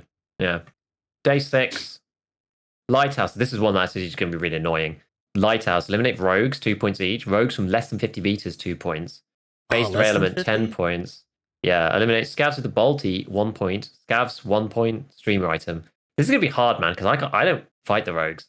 I might need to do some practice. Like, seriously. Because ever since they put claymores up on the top of the rocks, like, I just don't go there anymore because I just don't find it fun at all. I have to, like, go and learn one of the routes, at least. Like, I know it vaguely, but it's just, I don't know it enough to compete. I don't do enough. I just don't play enough. I don't use snipers enough. It's going to be hard. That's going to be really hard. I feel like there's a missed opportunity to not do more. Like, I'm surprised Rogues is 50 meters away. I would thought you would do a more... There is, like, bolt action scavs, but I just kind of thought maybe, eliminate Rogues from 200 meters away would have been, like... Or better, yeah, like long range. Just kind of running in CQB different. And murder them all that way. Yeah, everything else is going to be under 50. What's, you know what I mean? Yeah, most of the time, anyways. Yeah, Lighthouse is the snipe map exactly. So having the you have to go in and just gun everybody down. Is there an actual? Oh yeah, the bolt action rifle is the weapon for that one for killing scavs, but that doesn't That doesn't that's incompatible with in this time. You can't do these together, right? It's not like the customs one where you could do assault carbines, you can get the SVT, you can kill snipers, you can kill players, whatever. Like you're not going to want to fight rogues with the bolty under 50 meters. So to maximize the points, you're going to have to actually really pick and choose. Day 7, Shoreline. Eliminate sniper scavs from over 250 meters. There you go. There's the sniping one. It's kind of in the wrong map, but so that's 2 points. Find a lead X, 10. Sanitar for 5. Guards for 2. Marksman rifle, 1 point for each kill. So that's your SVDs and your M1As of the world. Scouts on Shoreline, any streamer item, 1 point as well. Rogue bosses and 5 raids, same thing. Fair enough. Day 8, Streets. Intel for 10 points. Command for 5. Command guards for 2. There's a theme here. The kill scavs using a machine gun on Streets of Tarkov. Now, machine gun, I think that is the PKP, PKM, but also the RPK. I think the RPK is the only machine gun. I don't know. Is that, do they mean like actual machine gun or like LMG? Yeah, is that the same? That's what I'm wondering. It's a light machine gun, right? It's a machine gun. It's under the same category. It must be. Do they mean the mounted guns, or do they mean they gotta mean the light machine guns? I thought they meant I thought like, do they mean the mounted guns for a second? And then I was like, no, there's no way. There's no way that they mean the actual mounted guns. It must be the RPK/PKM. It's gotta be. Eliminate scavs, find a streamer item, blah, blah, blah. Day 9, this one is labs. So find a far forward current converter, a GPS signal amplifier, a microcontroller board in RAID and extract it for 10 points each. So that's probably going to be, this is probably the one where you actually got the most likelihood of finding these stupid items because they're like all over the place and labs is like easy to extract from relatively because it's just smaller. Or there's like lots of extracts you could potentially go to. Find an SJ9 or an SJ12 and extract it, 2 points each. Eliminate raiders using throwables for 2 points. They're running low on different weapon categories, Giga. Yeah. So unless you're finding impacts, that's going to be extremely hard. Eliminate raiders for a point each, find any streamer item and extract it. Now, there are a lot of streamer items on labs. So that could be kind of interesting. And I do at least know the points for like far forward and streamer items and the high value spots. I do actually know all those, so that's quite good. This is, to jump back to economy, how are you going to get labs cards? Labs going to be free? Are you going to need to build up labs cards throughout all these days to be able to do it? I'm kind of curious what it's going to look like. Very good question. It is a very good question. I have no idea. I have absolutely no idea. And then we have the very interesting thing, which says, where does it say the... where does it say about the 10 days thing? It says somewhere 10 days, but that's day 9, but there is no day 10. So this is why I'm speculating day 10 is a PvP day. Yeah. On a map of some description. Maybe factory, maybe labs again. Maybe any map, could be any map. Could just be completely open. Maybe there's just a list of random things and you have to try and do the best you can. Maybe it's kill. Maybe they put bosses on all maps. It's a boss rush. I don't know. Yeah, I mean, I am expecting changes to the base game to be made for this to run. So it'll affect everybody as well, I think. Yeah, if they do that, that'd be very interesting for the regular, for the people not competing.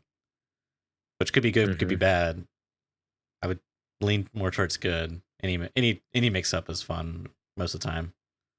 My opinion, at least. Yes, we will see. That's very, very interesting. I'll probably check it out and see. I'll be very curious to hear your adventures and what shenanigans you'll get up into. What very obscure niche strategy that you'll use to exploit your way to rank 1. We will see. We will see. I don't think even my niche strategies are going to be enough to pull me ahead of some of the goats that are going to be participating in this thing. Don't sell yourself too short. The econ game is real, assuming that there is one. I really hope there is one because I think that's one aspect that really sets apart Tarkov from like your typical competitive shooters. Is the whole risk reward or econ aspect is really intriguing. This is all what it's going to come down to, really, isn't it? Like what level you start at. Are you allowed access to the fleet? Presumably, yes. What skills will you have? Even what level will your skills be? How much money do you start with? Because if you start with like a completely empty stash, can you imagine? That'd be hilarious. If you start with it's like semi-hardcore, Yeah. or something. There's a lot of potential. Imagine they open it up and they're like, "Oh, it is hardcore. There's no traders, no flea. Just have to use what you get in raid from day one. Your stash starts completely empty, no secure container." Which chatter is going to be the sacrificial lamb to throw up a bunch of gear for army bandages for your favorite streamer to barter for? So, And then wow, look RMT. at this amazing barter on the flea market. This is so unexpected, unprecedented.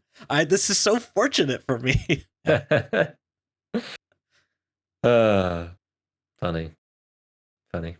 Chat was saying day 10 arena. Could be. Who knows? That would be too good a marketing play for it to make sense. Did you check through the list of the 100? Do you know too many people? There's like Quattro Aces on here, and obviously Dotty that we were talking about a minute ago. I would say the bulk of it people have not recognized. Yeah, which is good. I mean, yeah, that's fine. Honestly, that's good. But it's interesting that they've like posted a list. Intrigued. So anyway, it's gonna be fun. I'm gonna just try and enjoy myself and come up with some strategies for the ordinary player. Mm-hmm. Obviously most people won't be participating, so it'll just be kind of watching me suffer. But it's kind of a nice opportunity to like have a thing to do, to play for 8 hours or whatever. Like I'm actually now at the moment like backing in my content for the next like couple of weeks, just like getting extra prepared so that I've got stuff. Like I can still work in the evenings, it's fine for any extra time, because normally obviously I do stuff in the day, so I'll just not speak to any of my IRL friends for a week and a half. That's fine. Just do things at night. But yeah, I'm trying to get ahead of myself as best as I can, because like usually I spend 80% of my time doing YouTube and then the rest of it on streams. So if I'm going to be working most of the day, then it's going to go into the evening, I suppose. Yeah, we will just have to see what happens with the accounts and then make some plans from there. But at least we could do some strategizing at this point about, especially like what guns to use, like which guns are going to be best. You could kind of think of ones that are level 1 guns, level 40 guns. I know what Church is thinking. He's just SVT every raid.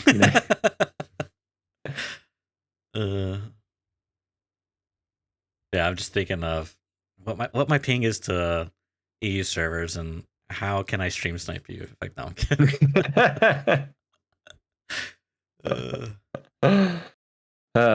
So yeah, that's the streamer challenge. It's kind of I like having a list of rules to peruse through. I do. It makes me feel complete. It's like reading Dota 2 patch notes. Exactly. It's very cathartic. Yeah. So, I've had this past week the opportunity to finally play and take it very seriously, not as just like I'm gonna mess about and see what this is like. Play Tarkov SP with a couple of mods, and boy, it's getting to the point, and I think it's basically there where I think it's legitimately enough to stand on its own 2 legs as a single player experience. Right. Which is pretty impressive. I mean, I would say at the bare minimum, there's at least a good 20 hours of like intrigue and interest for you dabble in, because the mechanics are changed enough.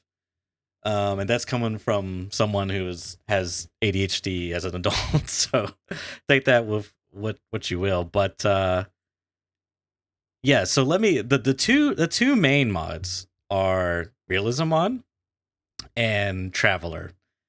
And Traveler basically creates the dream Tarkov scenario for me, where it's map to map travel and the traders are all on the different spots. So how it works is actually pretty clever, and I'll pull up the map to sort of show you, because you really need a diagram to help visualize it. So here is like someone made this map to kind of help people get along. So imagine yourself, your primary stash, like where you start every raid, is in Warehouse 17, And Okay. if you know custom scav extracts, it's like kind of near Crack House. So when you boot up the game, the only location you can go to is customs.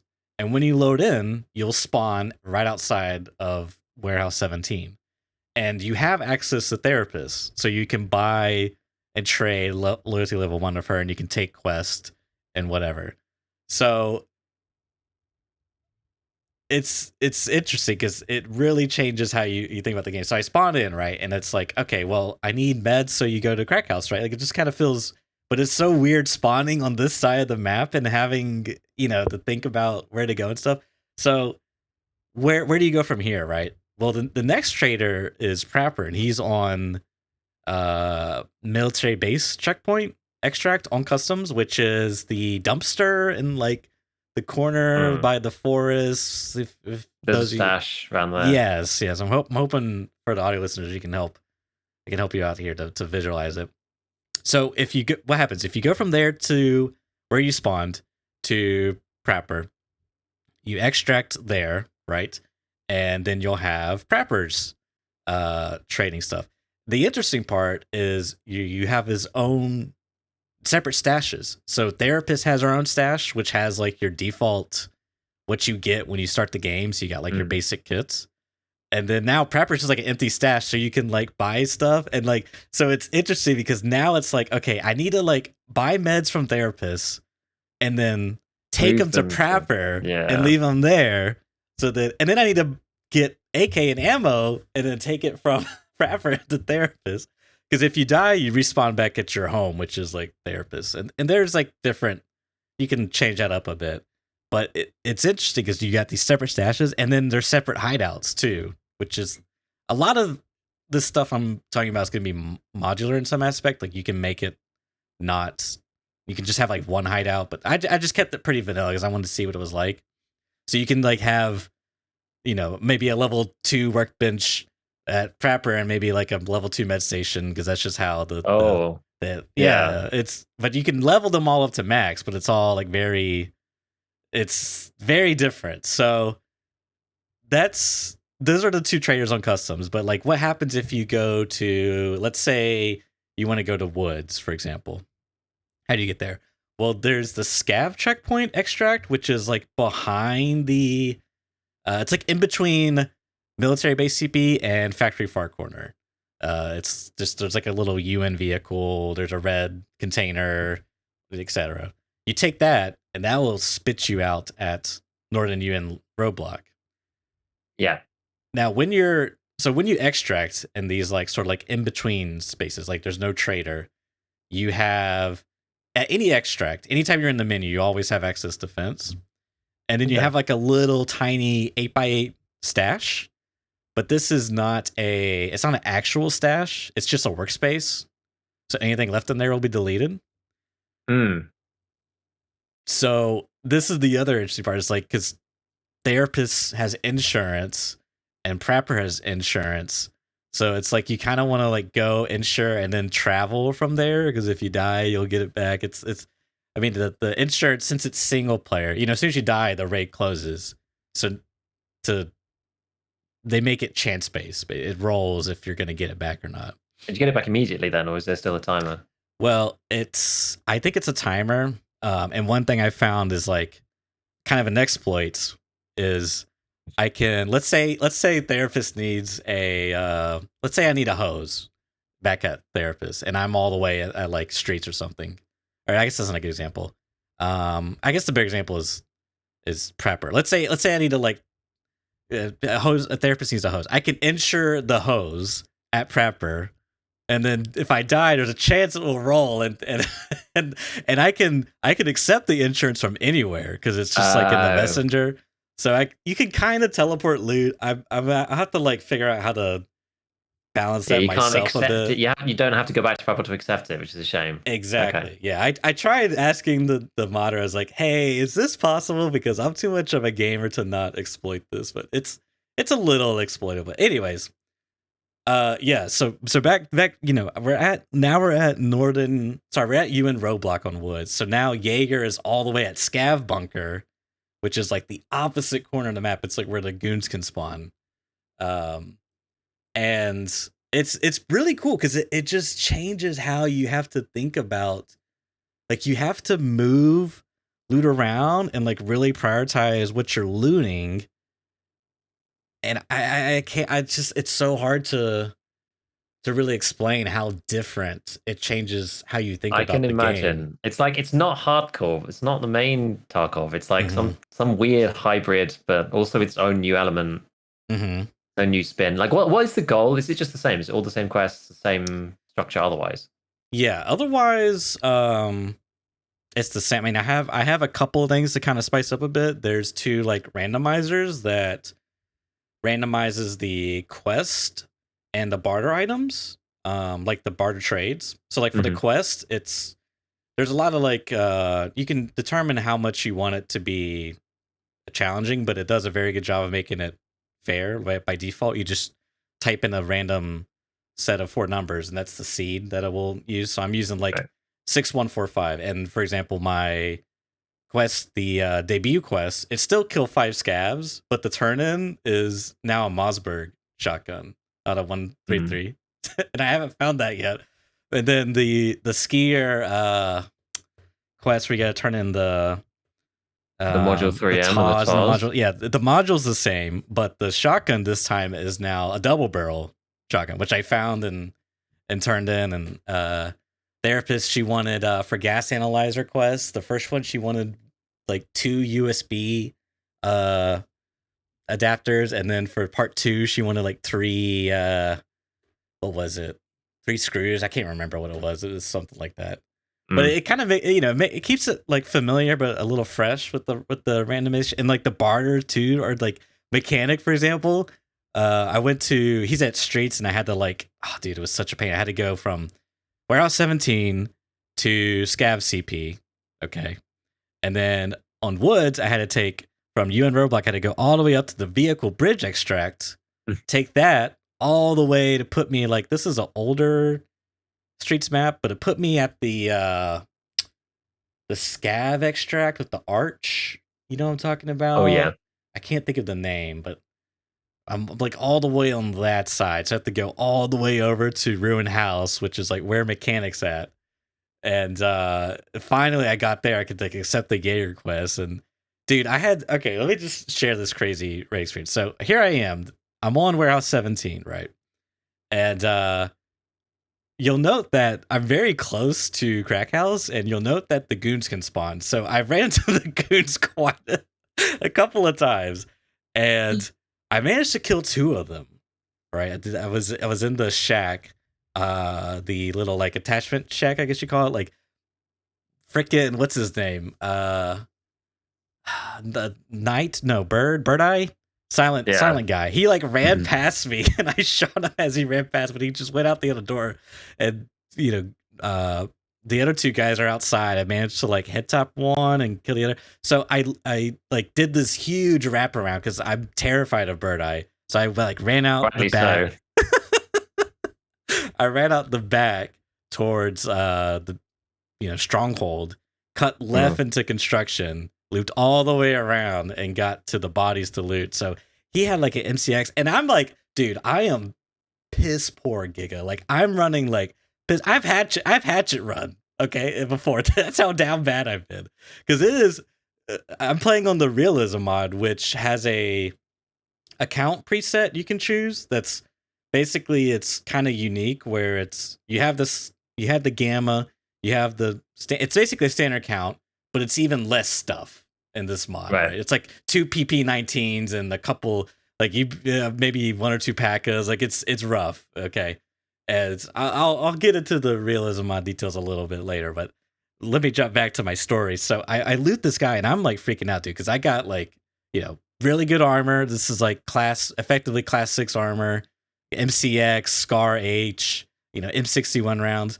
I'm like, dude, I'm living the high life. I want to take this to. So this one, I took it back to base, right? Back to therapist, because I'm right there. So I like kind of sorted some stuff. I was like, okay, I'm gonna make a big trip and go to mechanic. This is the first time I'm like, been this far out. Pretty much mostly played in like customs, and like I think I went to Shoreline once, but anyways.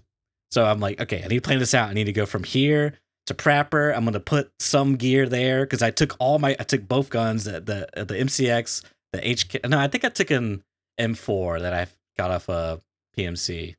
But I was loaded, right? I was loaded. I bought a big backpack off Fence for like a bunch of money. I like got ripped off, dude. But I was like, I need the big backpack. This MBSS isn't gonna cut it. So I had like all this ammo and gear I was gonna bring over to Prapper and was like gonna try to spread stuff about. So I'm moving moving there. I go through like construction. I cut out into the street. Go past like the little bus station. All is fine. All is well and dandy. Hit a couple caches. I cut the train. So now I'm kind of like by the fence where the white fence kind of past gas towards the shack where the sniper scav's at.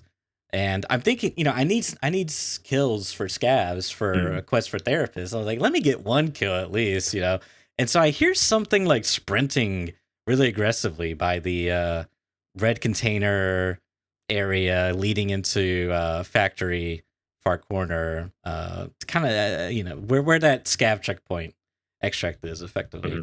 And so I'm investigating it, and I'm like creeping up because I'm playing there's a lot of AI mods involved, and it takes into account essentially adds more spawns, adds more navigations for the AI. They do some unique behaviors and stuff, but they take into account sound and lighting and whatnot. So anyways, I'm moving over there, and like I'm trying to like be silent or whatever, and I think eventually he sees me, he starts shooting at me with his shotgun, and he's kind of like, I think I got a little screwed by the AI in a sense, because there was like a tree in front of me, but like it was the branches were sticking out, but like maybe a player, could a player see me in that case? Maybe not. It's kind of like I give it a 50-50.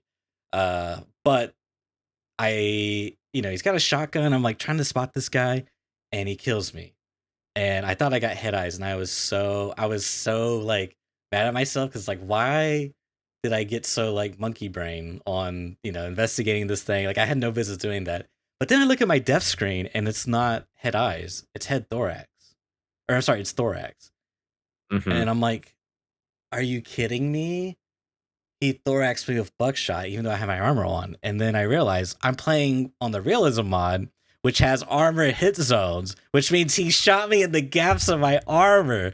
And I'm just like, no.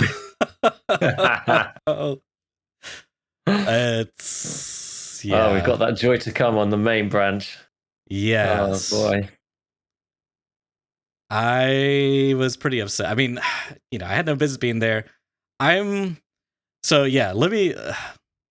just quickly do an overall glance of the realism mod stuff. So at a glance, completely overhauls ballistics and armor hitboxes, rework, overhaul weapon recoil and attachment system, combat stances, high ready, low ready, point shooting, active shooting, short stalking, alternative pistol position, muzzle striking plus bayonets, bots level of player, better gear and harder difficulty, bots loadouts changing with map time and day, more fluid player movement but still hardcore weight penalties, medical item overhaul. You can no longer restore HP directly with medkits, and getting shot now sucks a lot. In parentheses, optional. Dynamic traders and tiered flea markets, highly configurable, and app blah blah blah. A lot more features, more to come. So it sucks getting shot in this because you just can't really heal. You can like fix bleeds, but you have like passive healing, which is a very interesting mechanic, and that passive healing depends on like your health and hydration and how recently you took damage, and you can only heal so much. It's kind of a cool system, but it's a little bit like DayZ. You heal based on like being full of food and water. Yeah, it is. So it does changes a lot with the ballistics and hitboxes. Like it this is kind of like in preparation to see how armor hit zones are going to feel. I mean, there's a lot of differences overall, but I'm probably going to try to use some shotguns myself and see how it feels. Because I've been shotguns, but how does it feel to use a shotgun is kind of my question. Specifically buckshot. So we'll see how that goes. But man, it's such a like the stances are so cool because it's not like RP. So you can put your gun in the high ready position, which like we'll say like the default position is like on a ready position, right? Which is what Tarkov has. Like you're shooting the gun and it's you're like straight.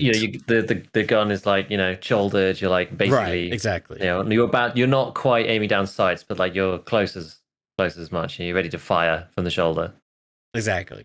So you can toggle these different stances. High ready being where the gun's like raised up, and when you sprint, you'll do the one hand running sprint animation, which looks so cool. Just to have like an AK one hand and this, it's like very like it just I don't know, I love it.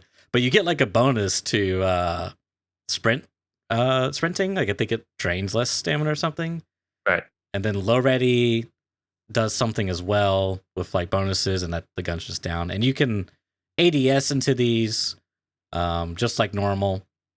But what's important with like these different stances is, not only do they have like different minor bonuses and effects and whatnot, but you kind of need to use them, because if you use the active or not active aim, but the shouldered, the default position, you actively drain arm stamina. So now there's this like mini micro game of like managing your arm stamina, which is really cool.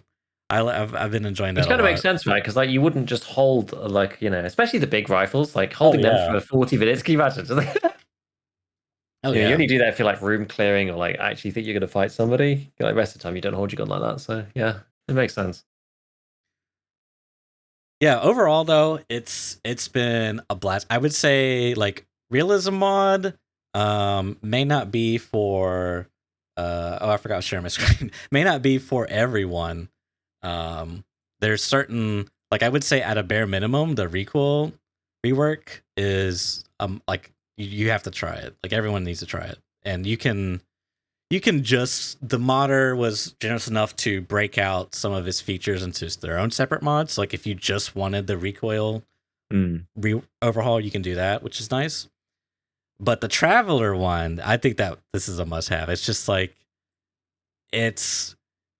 with all the other changes to the AI and stuff, it kind of like creates it feels a little bit live-like, it feels different enough that it's like its own experience, but then you add the layer on top of the metagame of like, how do I move from here to here to do this objective? It's like, so I love it. I like my next dream extraction shooter is a game that has essentially this system, but the raids are like 8 hours long. Yeah. So you can like, you have to map the travel, but you can also just like when I was down bad, Giga, I was just literally spawning at Warehouse 17, running to Crack House, looting it, and then going back and selling the therapists. But every time I go back in, it's a new raid. But it would be cool if it was just like, the raid stayed the same, and it was like, oh. And I was like, stuff's gone or whatever for now. Yeah. Yeah, and I was thinking like, how could you, like I was thinking about, because in Tarkov, like I mean, can you imagine the amount of like bodies that would be piling up, the scavs that would be killed? So like all that's gotta be taxing on the networking and performance for even the clients. So I was thinking like there's got to be some way like where maybe like when you're in the raid, the scavs are dead and they're like normal and you can loot them, but then like when you come back, like you leave the raid and then come back to that same raid, then the scavs, like those dead scavs now transform magically into like, I hate to say loot boxes, but maybe like a static dead scav prop. So like when you're in the raid, you'll see the bodies as normal and you'll know that they were killed freshly that time that you're in there. But any like static props, that would indicate, oh, they were killed while I was not in this raid, and then hopefully that would lower performance. I don't know. I mean, I don't even know if that's actually a thing, but just a thought. But yeah, dude, I'm really surprised at how much I'm enjoying it, and I don't know what else to say. It's a lot of fun. Good. It sounds cool. I mean, I've always been intrigued by these kind of travel modes. I mean, I think part of the beauty of doing it single player is that There's no real there's no matching time or syncing or anything like that, right? Mhm. So getting in and out of raids is really quick, I presume. It's just loading the raid, just the initial map loading, and then you're in, I guess. So it does allow you to spam raids because like you're incentivized to run a lot more raids Right. in this way because you have to go from here to here, out, in, out, in, out, in, and because you can take like base EFT, you're very extract limited. That's like a part of the game. Whereas in this game mode, it's like you're like location and trader limited. So the extracts are all Mhm. open because you can in this you can extract on any extract, right? Every time you go in, so you can extract next like on the one next to you. I presume it's always Yeah, open, I I mean, guess. like not every extract in the game is available, but they make use of all the extracts As in, like, all and the ones that they put in, they're all available all the time. yes, thank Yeah, you. Exactly. yeah. So that is like it makes it more dynamic rather than being like locked into a map. You can just peace out if you want to, Mhm. but you might not end up where you wanted to go. So Yeah. so you need to limit that like in inter raid period. Whereas in like a base EFT like right now it would kill you to do that. I think it would just take too long. You just be sat in the menu for way too long. Oh, as far as like, yeah, if they did this Just in queuing. live, yeah, just queuing, yeah. Mm. Yeah, no, it would, yeah, it would be a problem Which is for why sure. fully open servers would be good, right? Because then you'd like I guess you Cut still need down to on sync and queuing. everything, but Yeah. you wouldn't have to be waiting for players or anything like that because you'd just be injected into a raid at any time. And with all the extracts just being completely open, it would actually make more sense in that game mode to just have all the extracts open because it's like, oh, you could just go in any time and it just puts you in one of the servers that's already running. It'd be cool, honestly. It'd be cool. It It'd be would be better than it is now. interesting. I mean, I feel like there would be some oddities because, like, if you have like infills, like, how do you, like, in this scenario, right? You always spawn at when you start the game up, or when you die and respawn, you're gonna Mhm. spawn at warehouse 17. So, like, what's stopping people from like camping that spawn? You know what I mean? Like like you would need to have it where whatever the default location is, you have to like have different chances to spawn differently. Like there's some kind of concern about like localizing everyone in one area for Yeah. like when they lose, essentially. Yeah, maybe it would like, oh, yeah, I don't know. Yeah, I'm not sure. I was going to say, like, maybe like randomly give you a news, or you can choose from like 3 spawn points on the map, and then it spawns you in like one half of the map on that map. You could choose which half you want to start on. So it says, okay, you can spawn any of these Yeah. three, and you can spawn in one half. So then people can't camp it. People could be spawning either end of the map Or in maybe you any could, of the spawns. yeah, something like that. Or maybe you just spread out the different, maybe you could pick your own base, or maybe you have multiple bases on different maps. Yeah, Like, I don't know. something I'm like sure that. there's something there. Hmm. Yeah, you'd have to like plot it out a bit, but Yeah, yeah, it's interesting. it's a lot of fun. I'm currently stuck at Jaeger bunker. I was like kind of hoping, so I haven't done introduction, but I accepted the quest.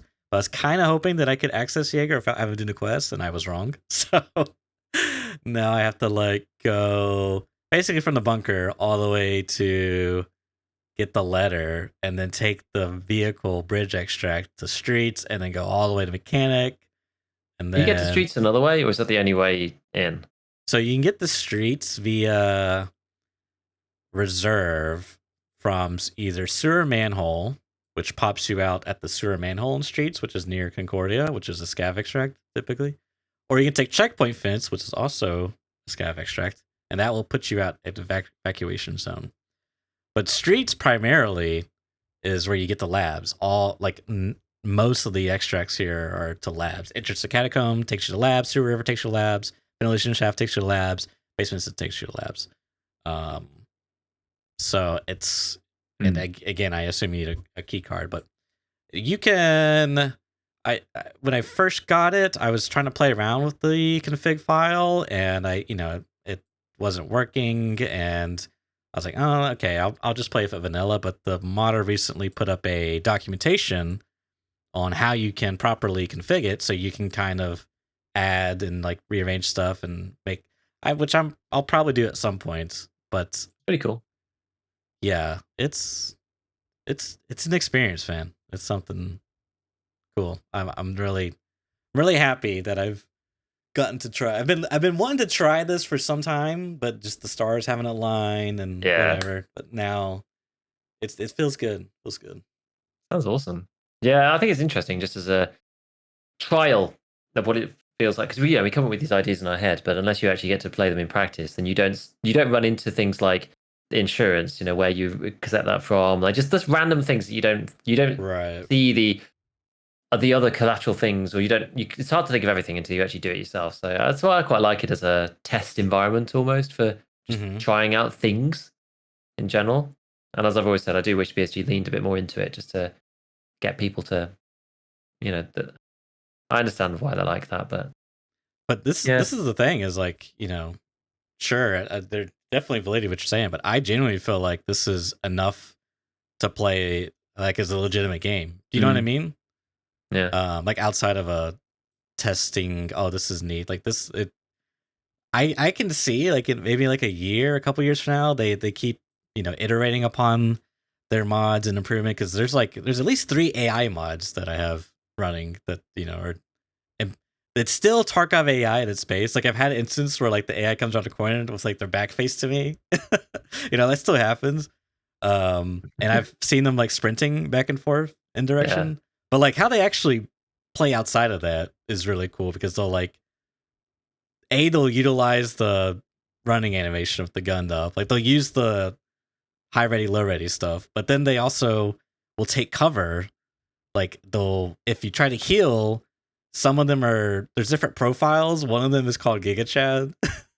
And if you try to heal or pull out a grenade, he'll like rush you, which is really fun. And he also has a chance to jump around corners, which I died to one like that, dude. But it's a lot of fun, man. And I think another really fun aspect too is because the realism mod has the recoil rework is just everything feels amazing to shoot. Yeah. Not like intuitive, I would say. Like I was using the Yeah. MP9 and like I had to like pull down like just a straight line. It reminded me of a bit of Rust, Mm. honestly, and it wasn't like laser beamy because it's still like randomly. Like, I don't know. It's just it feels good. Like it feels good. The single fire feels good. The burst fire feels good. The full auto. And yeah, the real because the recoil system itself is all the stats are multiplicative. It really opens up the modding in a way that Mm. the guns aren't all that different much. It feels very more like, for example, all the lasers don't really have any penalties. I don't think any of them have any penalties. All the You flashlights, can just do what you lasers, want with it. Yeah. you can just do what you want with it, which I like. And the the most significant stuff is like the probably like the recoil angle, which only really changes based off the muzzle so far I've seen. I guess accuracy has been made more relevant. So like sometimes you want to think about accuracy when you're talking about like different attachments, like, oh, this is Mm. taking way too many penalties. But otherwise it's like because there's the gaps are much more smaller. I still there's and the mod itself is injecting a bunch of random kits on PMCs and stuff. It's like getting these like I got an ADAR that had like I don't even know what stock it had, but it had the Mo handguard on it, the black one. And it felt good to use and it wasn't anything crazy. There was like an AK 104 that had like a suppressor, a canted sight, or sorry, Mm. canted grip, drum mag, and it felt fine to use. It wasn't, it just I don't know. It all feels really good. So I'm really hopeful that BSG takes some of that feedback you had in your recoil rework video about the multiplicative stuff because I think it works pretty well and it helps keep things like Yeah. not hyper meta. Like the most meta stuff is like 2 points, 3 to 2 points difference. Like it's not all that much because it's percentage based. So Yeah. Makes sense. no. But yeah, Love it.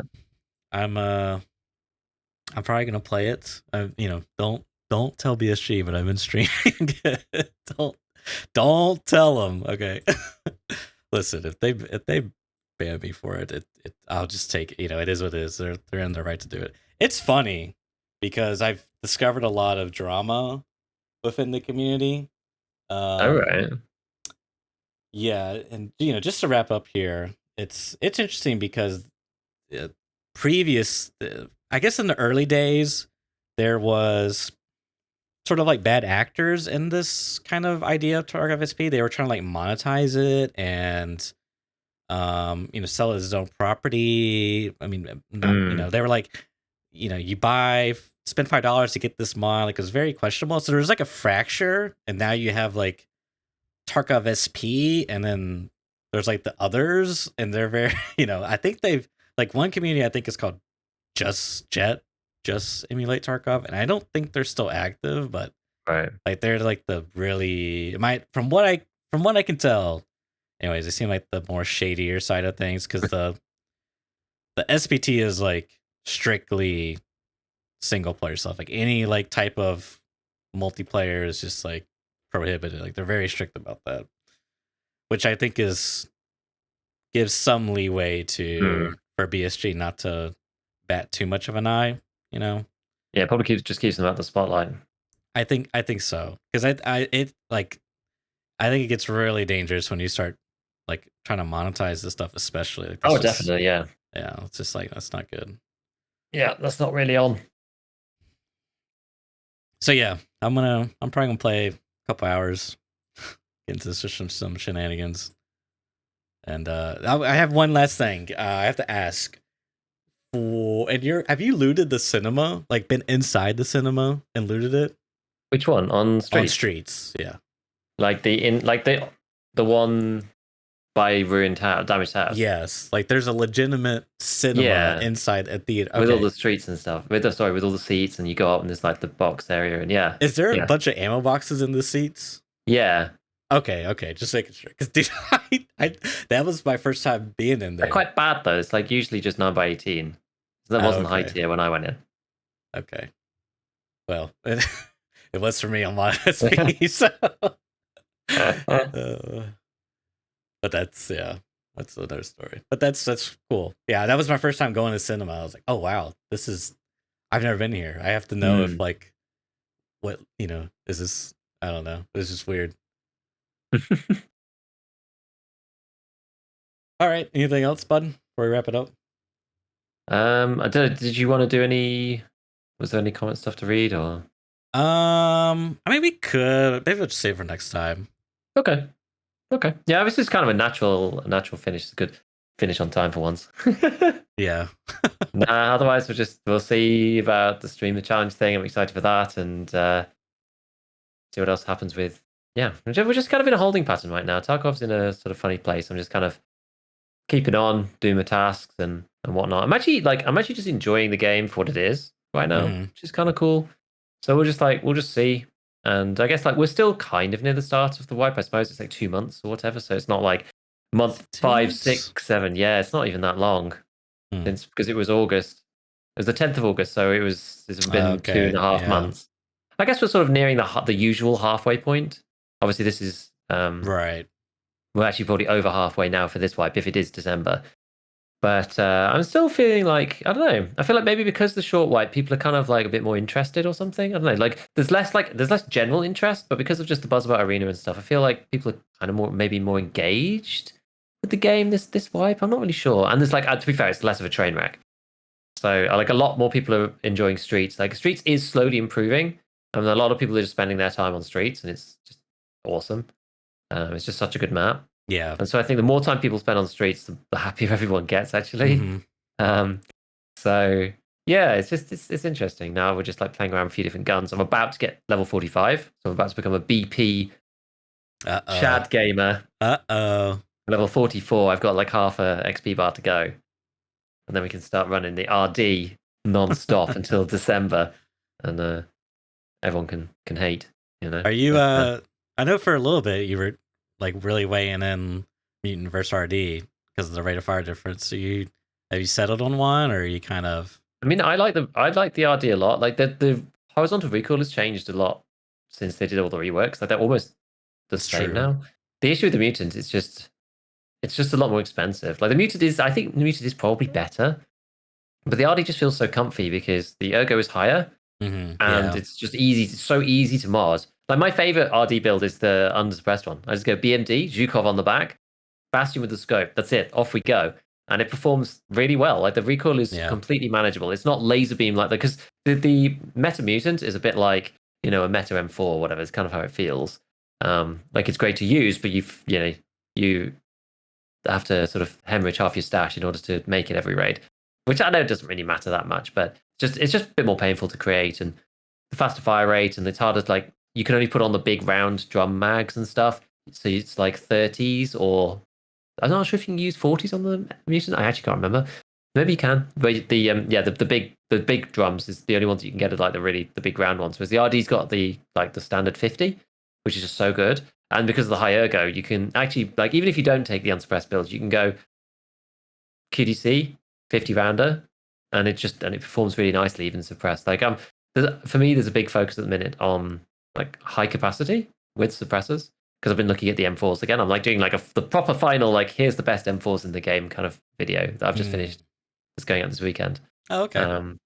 Which is gonna be cool. And like the RD sort of falls into that category because you can mod it out fully. Whereas I feel like the muted, it just feels a bit more clumsy to use in my opinion. So yeah, I don't know. We'll see. We'll see. But yeah, you're kind of relying, until you get to BP, you're sort of relying on PP, which I think I'd rather have 995 and 855A1 than rely on PP. Although the damage is a lot more. So he said PP. He said the PP. But I like the RD. I do like the RD. It's my go-to of the two. Just feels better for me. All right. Yep. Holding pattern. We will see. We shall see. As always, thank you for tuning in. And with that, see you all next week. Catch you later.